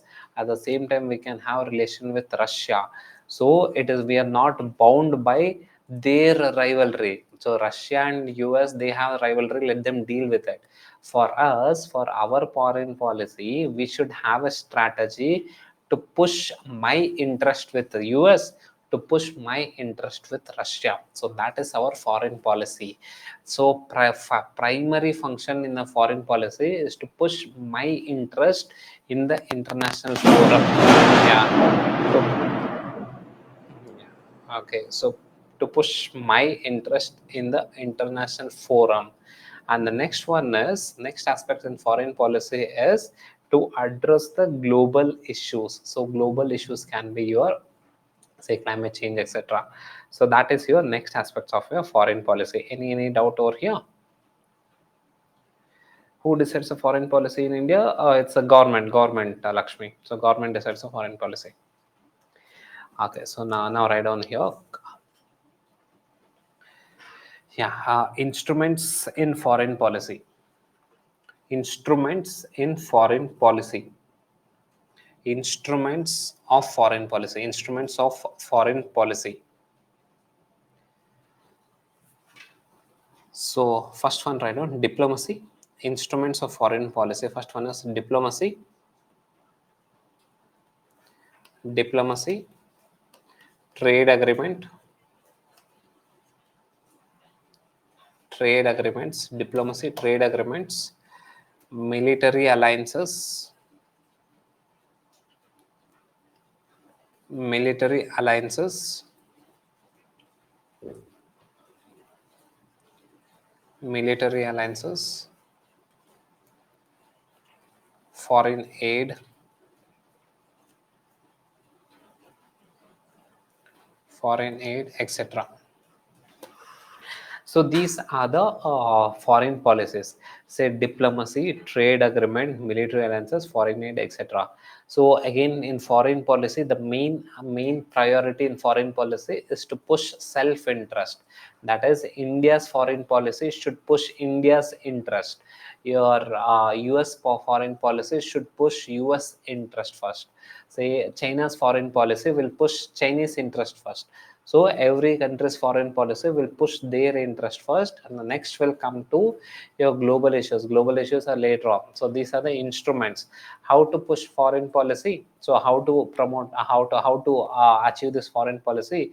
There are various instruments. One is through diplomacy, trade agreement, military alliances, and foreign trade, foreign aid. So these are the instruments through which we can fulfill our foreign policies. So foreign aid means, Lakshmi, India's foreign policy is to have good relation with Nepal, or a good relation with Sri Lanka, because they are our neighboring country. We should have good relation with our neighbors. So we give them aid when they are in trouble. We give them in aid. Recently, Sri Lanka was in economic crisis, had economic crisis. We gave them money. So Nepal, whenever they have some economic crisis, we give them some aid, we give them some money, we give them some assistance. So developmental assistance, that's called as your foreign aid. So this is your foreign instruments. And again here, so write down here, factors influencing foreign policy. Factors influencing foreign policy. Yes, Lakshmi, like loan, etc. So factors influencing foreign policy. So what are the factors that influence foreign policy? The first one is history, history, history, geography, yeah, history, geography, history, geography, economics, military, military, domestic politics, domestic politics, domestic politics, etc. So these are the factors that influence the foreign policy. Say history. So if we have a common history, this influences the foreign policy. Say for example, India and Myanmar were under the common colonial ruler, that is British. So that influences the current foreign policy. Or say India and Pakistan is a classic example. We have a common history, that is the partition is common. So this partition is still an issue in India's foreign policy with Pakistan. That is, the partition is still influencing India's relation with Pakistan. And even geography. So geography also influences the relationship. Say India and China. So the Ladakh region. So geography influences the foreign policy. Or say India Myanmar. So there's a Purvanchal Hills that is going on, that runs between these two countries. So these two countries wants to maintain security in the region. So again, that is geography influences the foreign policy. Economics. If China, if Sri Lanka is not having a great economic development, or say if Sri Lanka is going through economic crisis, this influences India's foreign policy towards China, towards Sri Lanka. Even military. So India and Nepal has a joint military programs. So again, that will influence the foreign policy.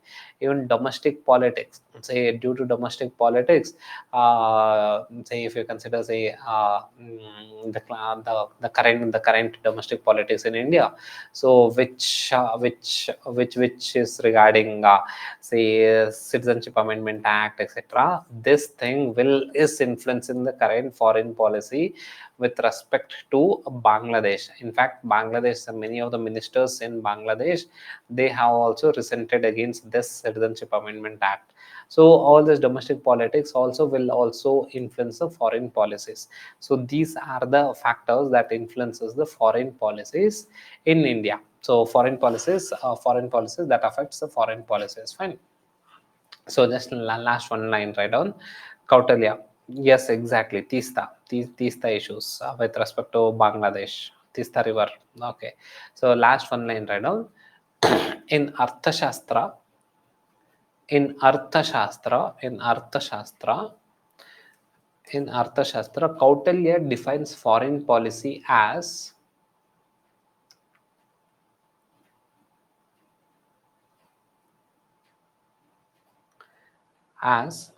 in Arthashastra, Kautilya defines foreign policy as within quotes you write down as within quotes you write down management of states management of states relation management of states relations with other states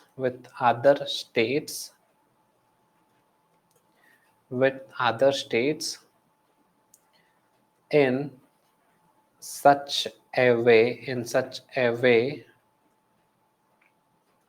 such a way as to promote in such a way as to promote its own interest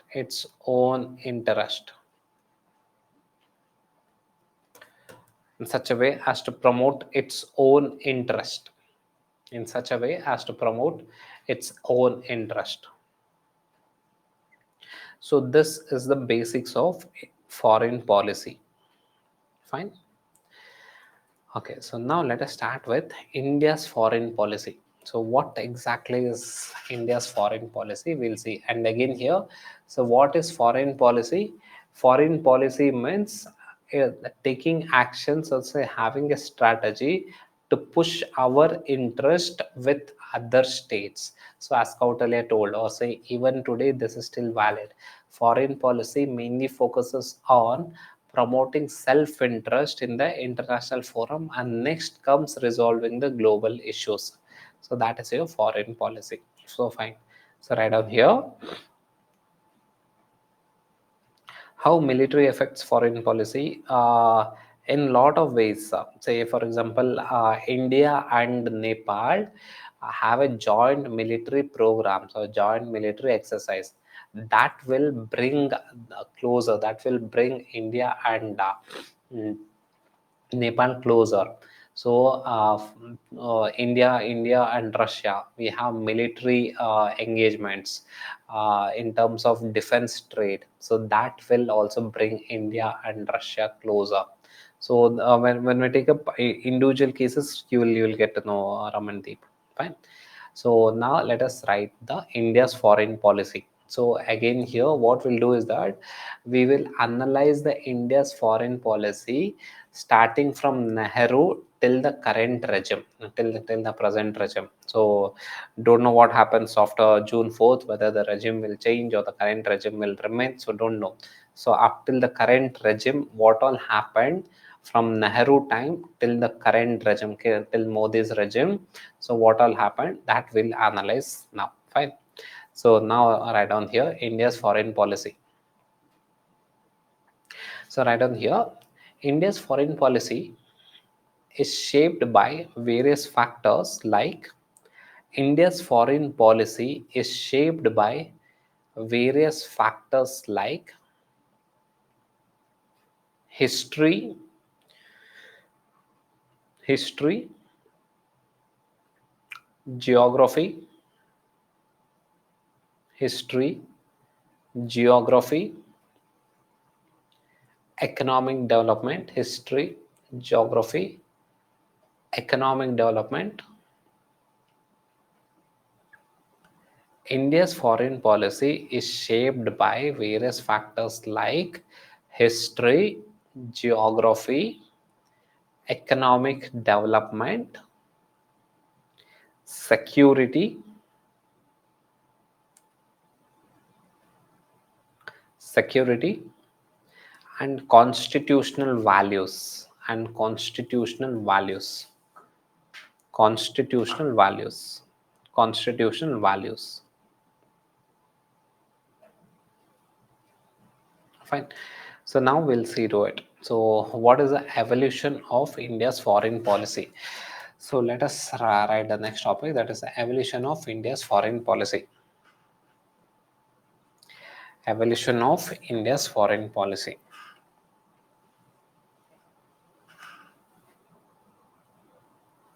Evolution of India's foreign policy. Okay, so in this evolution of India's foreign policy, what we'll do is that we'll see how India's foreign policy evolved from Nehru period till the current Modi's period. Fine. So this is what we'll be seeing. So in the evolution of India's foreign policy, there are few things that you should know. So few basic thing that you should know. Don't put this thing, that is a Cold War. How many of you know what's Cold War? What is Cold War? I think most of, have you finished world history? I think you would have finished world history, right? Most of you would have finished world history.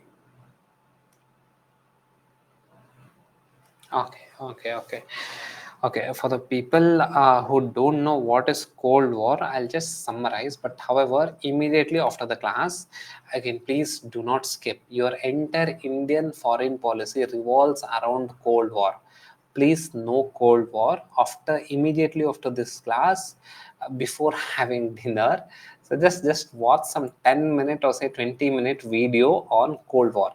Any video, just type in YouTube, type Cold War explanation. So Cold War explained in simple language. So you'll learn what is Cold War. But however, I'll tell you what exactly is Cold War now in simple language. But this is a topic in world history. We cannot go too much in detail regarding world history. Cold War in itself is a 3-hour discussion. So that we cannot do.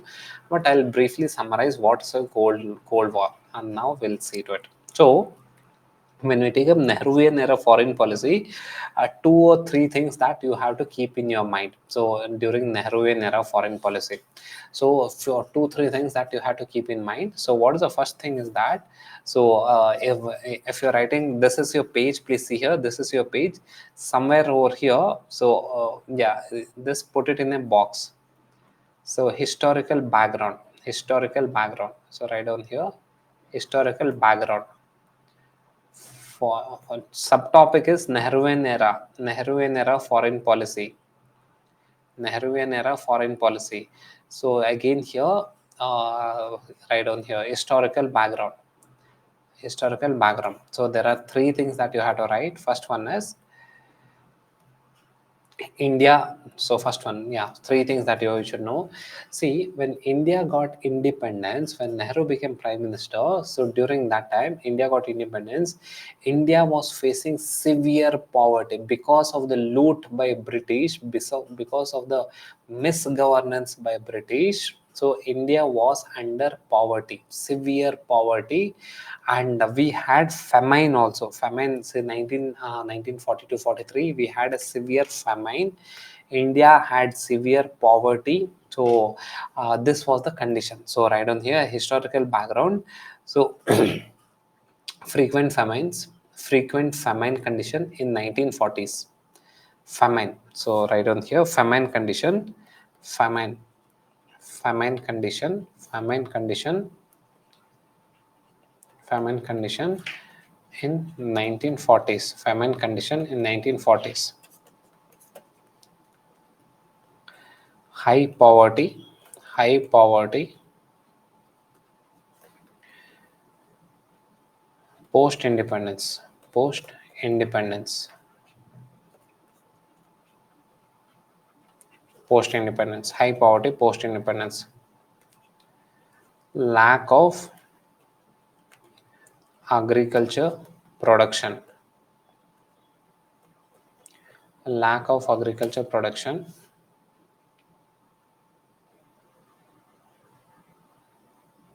lack of agriculture production.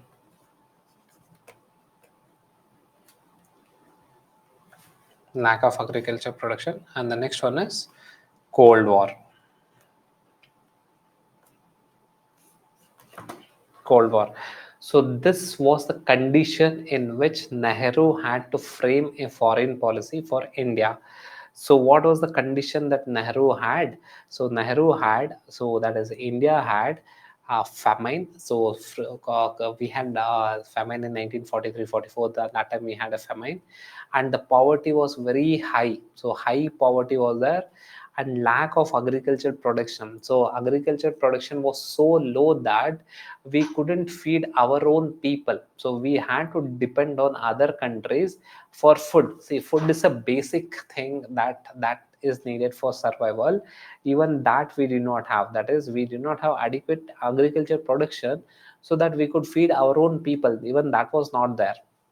And then we had Cold War. So this is this Cold War we'll see to it later on, but now this was the condition. And Cold War, so what exactly is Cold War? So in 1945, please see here, in 1945, your World War II ended. So World War II ended.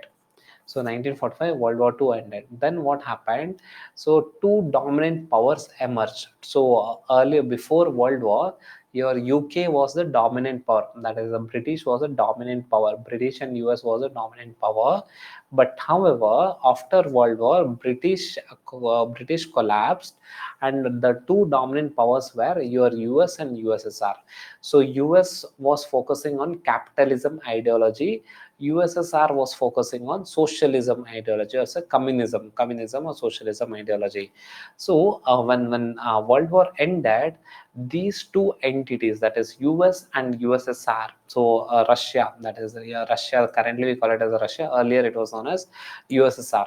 There was a competition between US and USSR in order to promote its ideology across the world and increase its influence across the world. Listen to this carefully. Do not note it down here. So Cold War will be taught in detail in your world history chapter, but you should have a fair idea what Cold War is all about. Cold War is a fight between, not exactly using weapons fight. So it's an ideological fight between your US and your USSR. US was promoting capitalism, free market, etc. USSR was promoting your communism, socialism, etc. So these ideologies. So in order, after World War II, both US and USSR wanted to increase its influence across the world. So how did they increase the influence across the world? Through various measures, that is by giving money to other countries, by using military power, or say by giving weapons to other countries. So through that, US and USSR were influencing other countries in the world. So in this context, India had to frame the foreign policy. So what was the context? India had very high poverty because British looted us for 200 years. India had very high poverty. There is no much education literacy level. The agriculture production was very low, etc. In this condition, along with this, we had two entities that were poaching upon countries.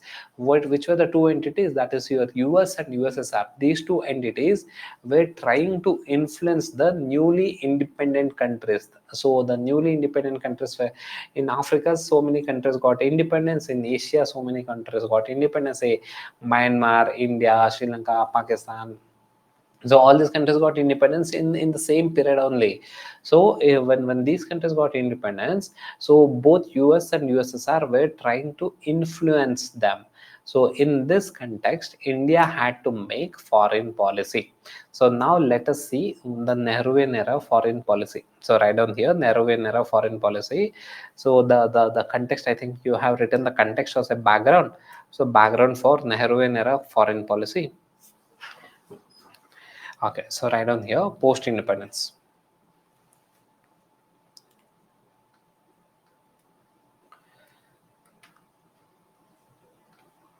Sorry.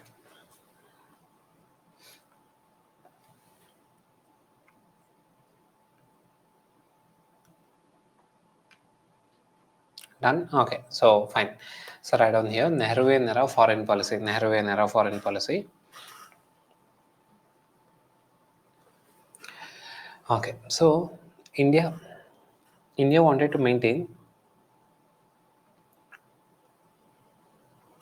So and under this write down post independence 1947-48, India wanted to maintain neutrality. India wanted to maintain neutrality. India wanted to maintain neutrality in the conflict between in the conflict between in the Cold War conflict between in the Cold War in the Cold War conflict in the Cold War conflict in the Cold War conflict between US and USSR, between US and USSR, Cold War conflict between US and USSR.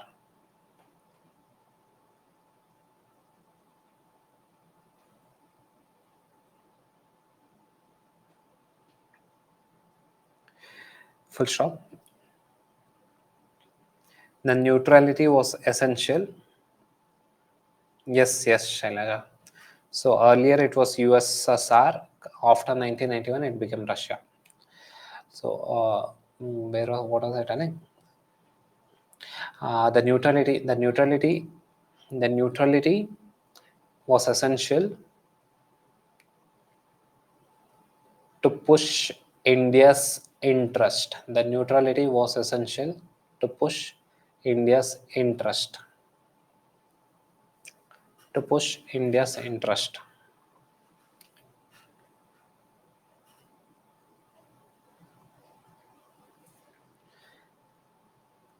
Okay, next one, right down. Nehru's Panchsheel policy. Nehru's Panchsheel policy.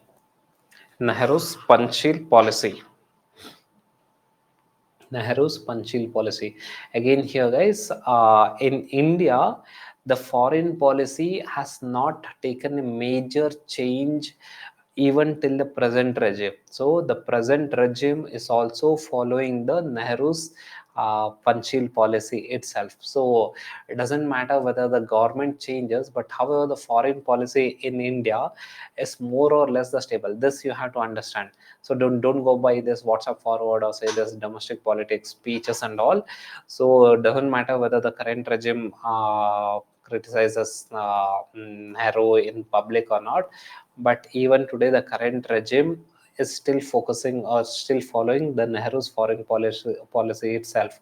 Whatever the foreign policy that was laid down by Vajpayee was continued by Manmohan Singh, and Manmohan Singh's policy was continued by Modi. So if you see all this connection, there are no major changes. Even today, whatever the foreign policy that was laid down by Nehru during 1950s, the same policy is being followed even today. And with respect to neighbors, so in 1996 we had this Gujral, so IK Gujral. So whatever this IK Gujral doctrine, we have this something called as IK Gujral doctrine. So that is regarding the neighborhood policy. So this neighborhood policy that was promoted by IK Gujral, even today we are having the same. The current regime is also following the IK Gujral's policy itself. So similar to same as IK Gujral policy, but the name has been changed. That is neighborhood first policy. Or say if you consider say PV Narasimha Rao. So PV Narasimha Rao introduced a policy called as Look East policy. So look east policy in the sense that is India should start engaging with the East Asian countries. So that is your look east policy that was started by Narasimha Rao, PV Narasimha Rao. The current Modi regime is also following the same policy, but the name has been changed. That is Act East policy. So if you consider here in India, the one good thing is that the foreign policy is highly predictable. Doesn't matter whether the regime changes. Okay, say hypothetically speaking, so after June 4th we don't know what would be the result. So if there is a regime change, if there is no regime change, but the foreign policy will more or less will remain the same. So even after June 4th will more or less remain the same, because since 1950s whatever the foreign policy that we have had, the same almost similar foreign policy we are still having it now. So again here, don't go by this nonsense for WhatsApp forward and all that. That's completely untrue. So just see unless over here, if you analyze the Nehru's Panchsheel policy, the same policy is being upheld by the current regime also. Fine. So write down here Nehru's Panchsheel policy. And the class is still 8 o'clock. Nehru's Panchsheel policy. So write down here. First one is mutual respect for Nehru's Panchsheel policy. Nehru's Panchsheel policy that guides. So sorry, Nehru's Panchsheel policy that guides India's foreign policy. Nehru's Panchsheel policy that guides India's foreign policy. So what are the Panchsheel policies of Nehru? The first one is mutual respect for territorial integrity and sovereignty. Mutual respect for territorial integrity and sovereignty. So what do you mean by this? Mutual respect for territorial integrity and sovereignty. So it means that it's a simple concept, that is India should respect other countries' territory, their territory and their sovereignty. Similarly, other countries should respect India's territory and sovereignty. That is, they should not encroach into Indian land. India will not encroach into their land. So if we are engaging with the relation, if we are engaging in a relation with Nepal, India will respect their territory and sovereignty. Nepal should respect our territory and sovereignty. That is, India will not engage, or so India will not go and encroach the land of Nepal. So that is the first principle of Nehru's Panchsheel policy, that is mutual respect of territorial integrity and sovereignty. Fine. And the next one, right, non-aggression. Non-aggression. Non-aggression during disputes. Non-aggressions during disputes. Non-aggression during disputes. So what is the next point is that if there is any dispute, we will not indulge in aggression. Aggression in the sense will not take up weapons and come and attack you. So we will not take up weapons. If we are having a foreign policy, we will focus on non-aggression. That is, if there is a dispute, we will resolve it peacefully, but we will not indulge in an aggressive manner. So that is your next aspect, that is non-aggression during disputes. So next one is non-interference in each other's internal affairs. So write down here non-interference in each other's internal affairs.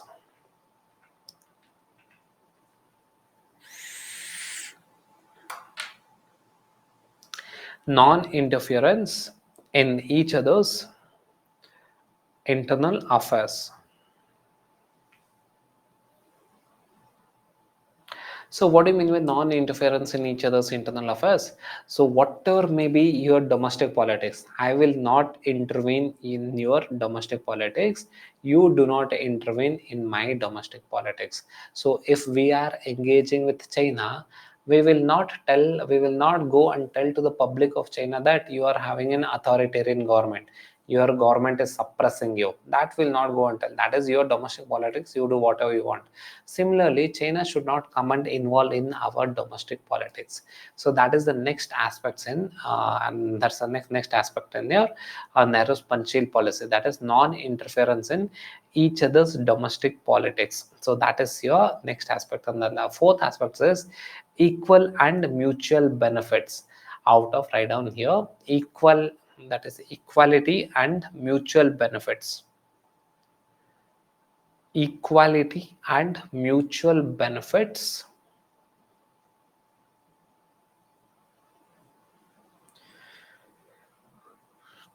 Equality and mutual benefits. Equality and mutual benefits from foreign policy. From foreign policy.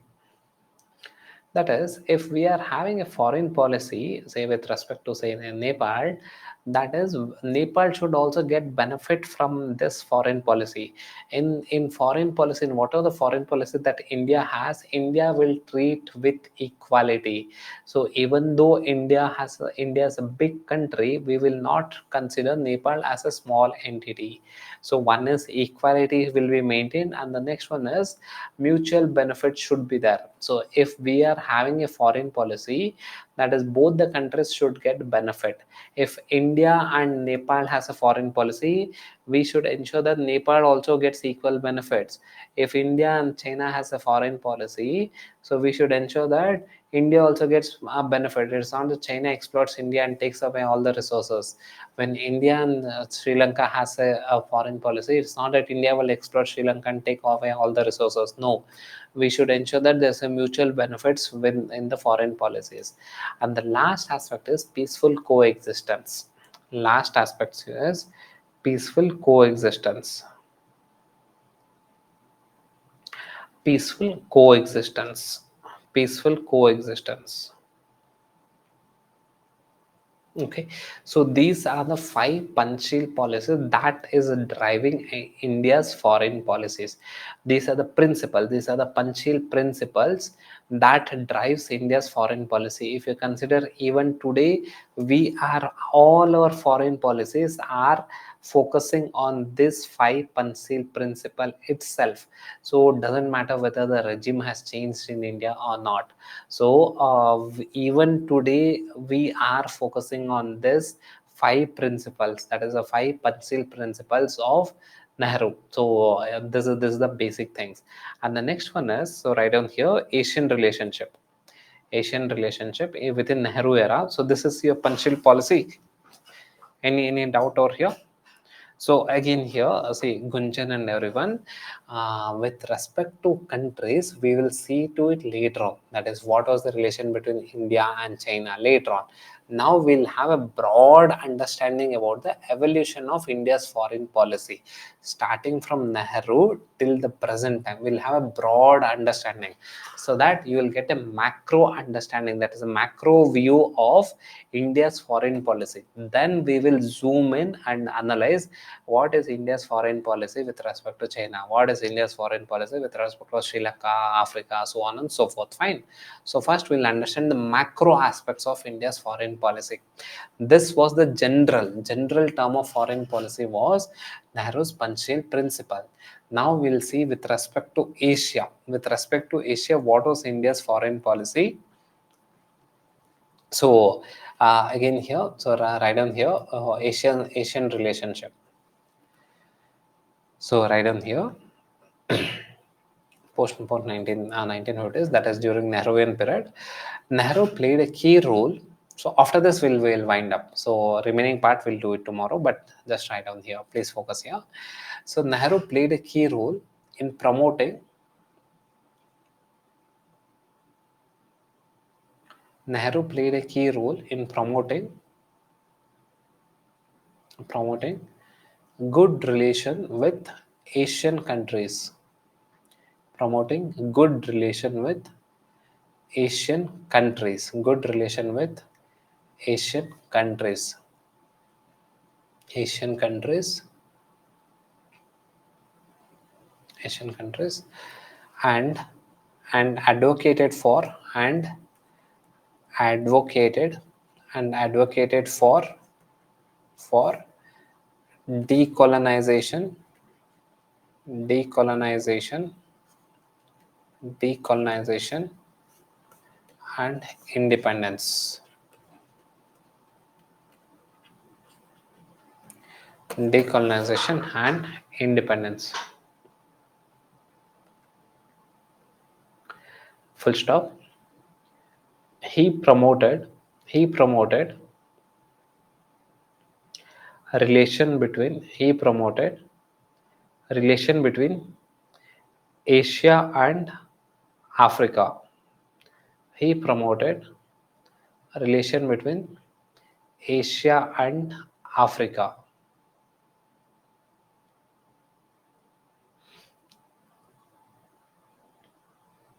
Full stop.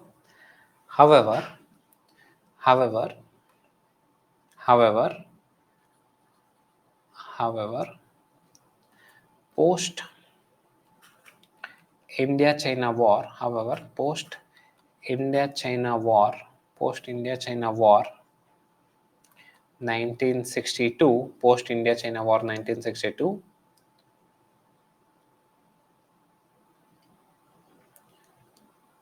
post India-China war 1962,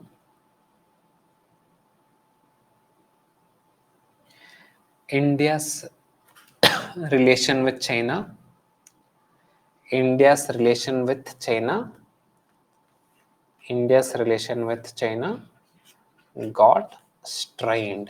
Strained. Got strained. Got strained. This was with respect to Asia. Now, with respect to the world, so write down here.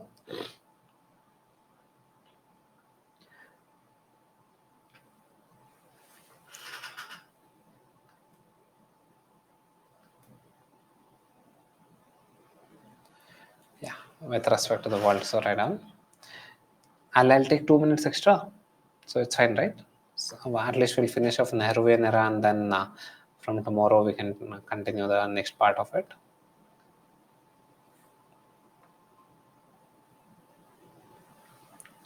Okay, so write down here Nehru's. Next one here, non-aligned movement, NAM. NAM, non-aligned movement. Write down NAM, non-aligned movement.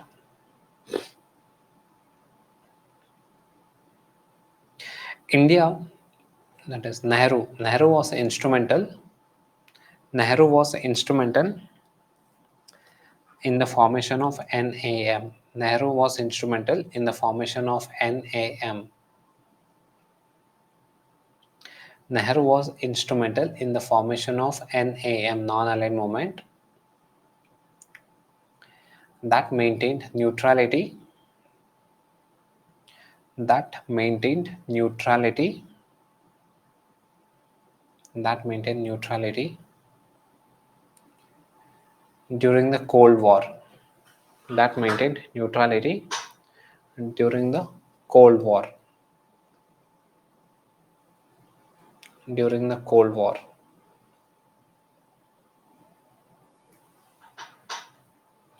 which helped in promoting,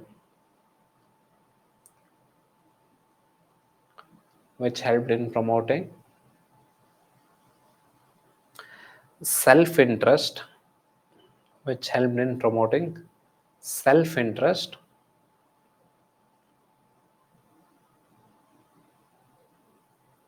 which helped in promoting the self-interest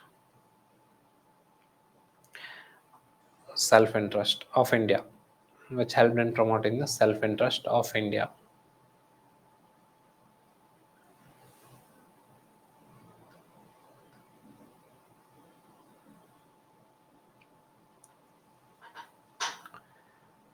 Okay, which helped in promoting the self-interest of India. And the last one, so write down. So Nehru also engaged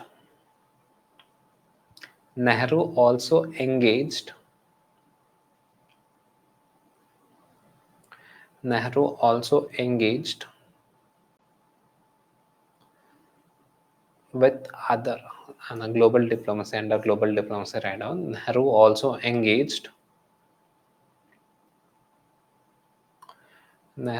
engaged with other global powers, and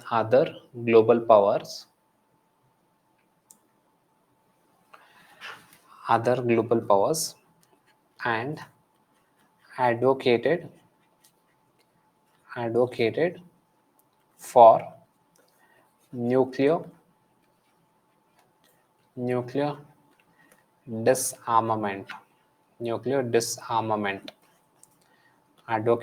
nuclear disarmament, advocated for nuclear disarmament, comma, peace, nuclear disarmament and peace in the world.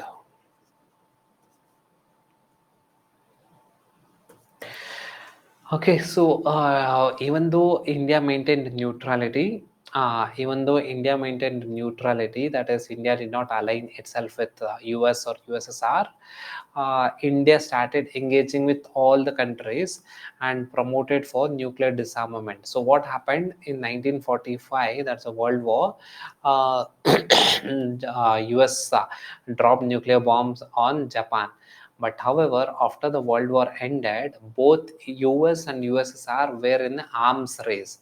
That is, US was started building up nuclear weapons.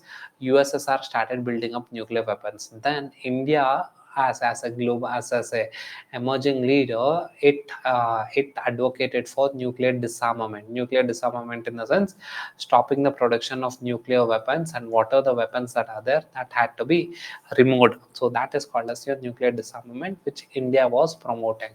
So in general, if we have to see your during Nehru period, it was more about idealism. So Nehru's foreign policy was more about idealism, that is maintaining peace and stability, not intervening in any other's territory.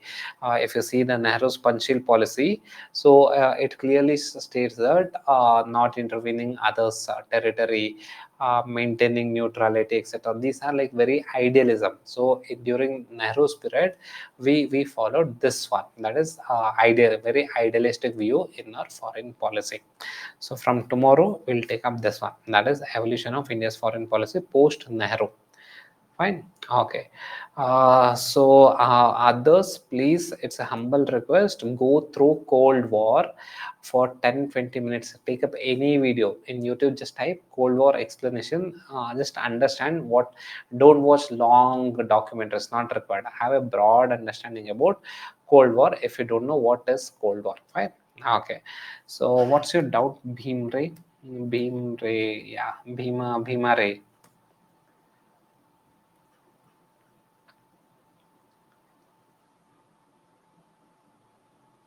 Yeah, the task is understand what is Cold War. That's quite important. Fine. Okay, so fine. Got it. Okay. So chala then. So tomorrow we'll meet, and since the exam is on 16th, so our plan, what we have planned is that we will finish the entire syllabus by 14th itself. So because there are some people who will be giving, not some people, many of them are giving in 2020 for this year 16th. So before that, we wanted to finish up the syllabus. So what we'll do is like we will complete the syllabus by 14th of June. Fine. So tomorrow we'll meet them. Okay, so thank you then. So chalo. Yeah, whatever the doubt you have, you can mail me and I'll explain you about those doubts. Got it? Fine. So chalo then. So thank you guys. Thank you.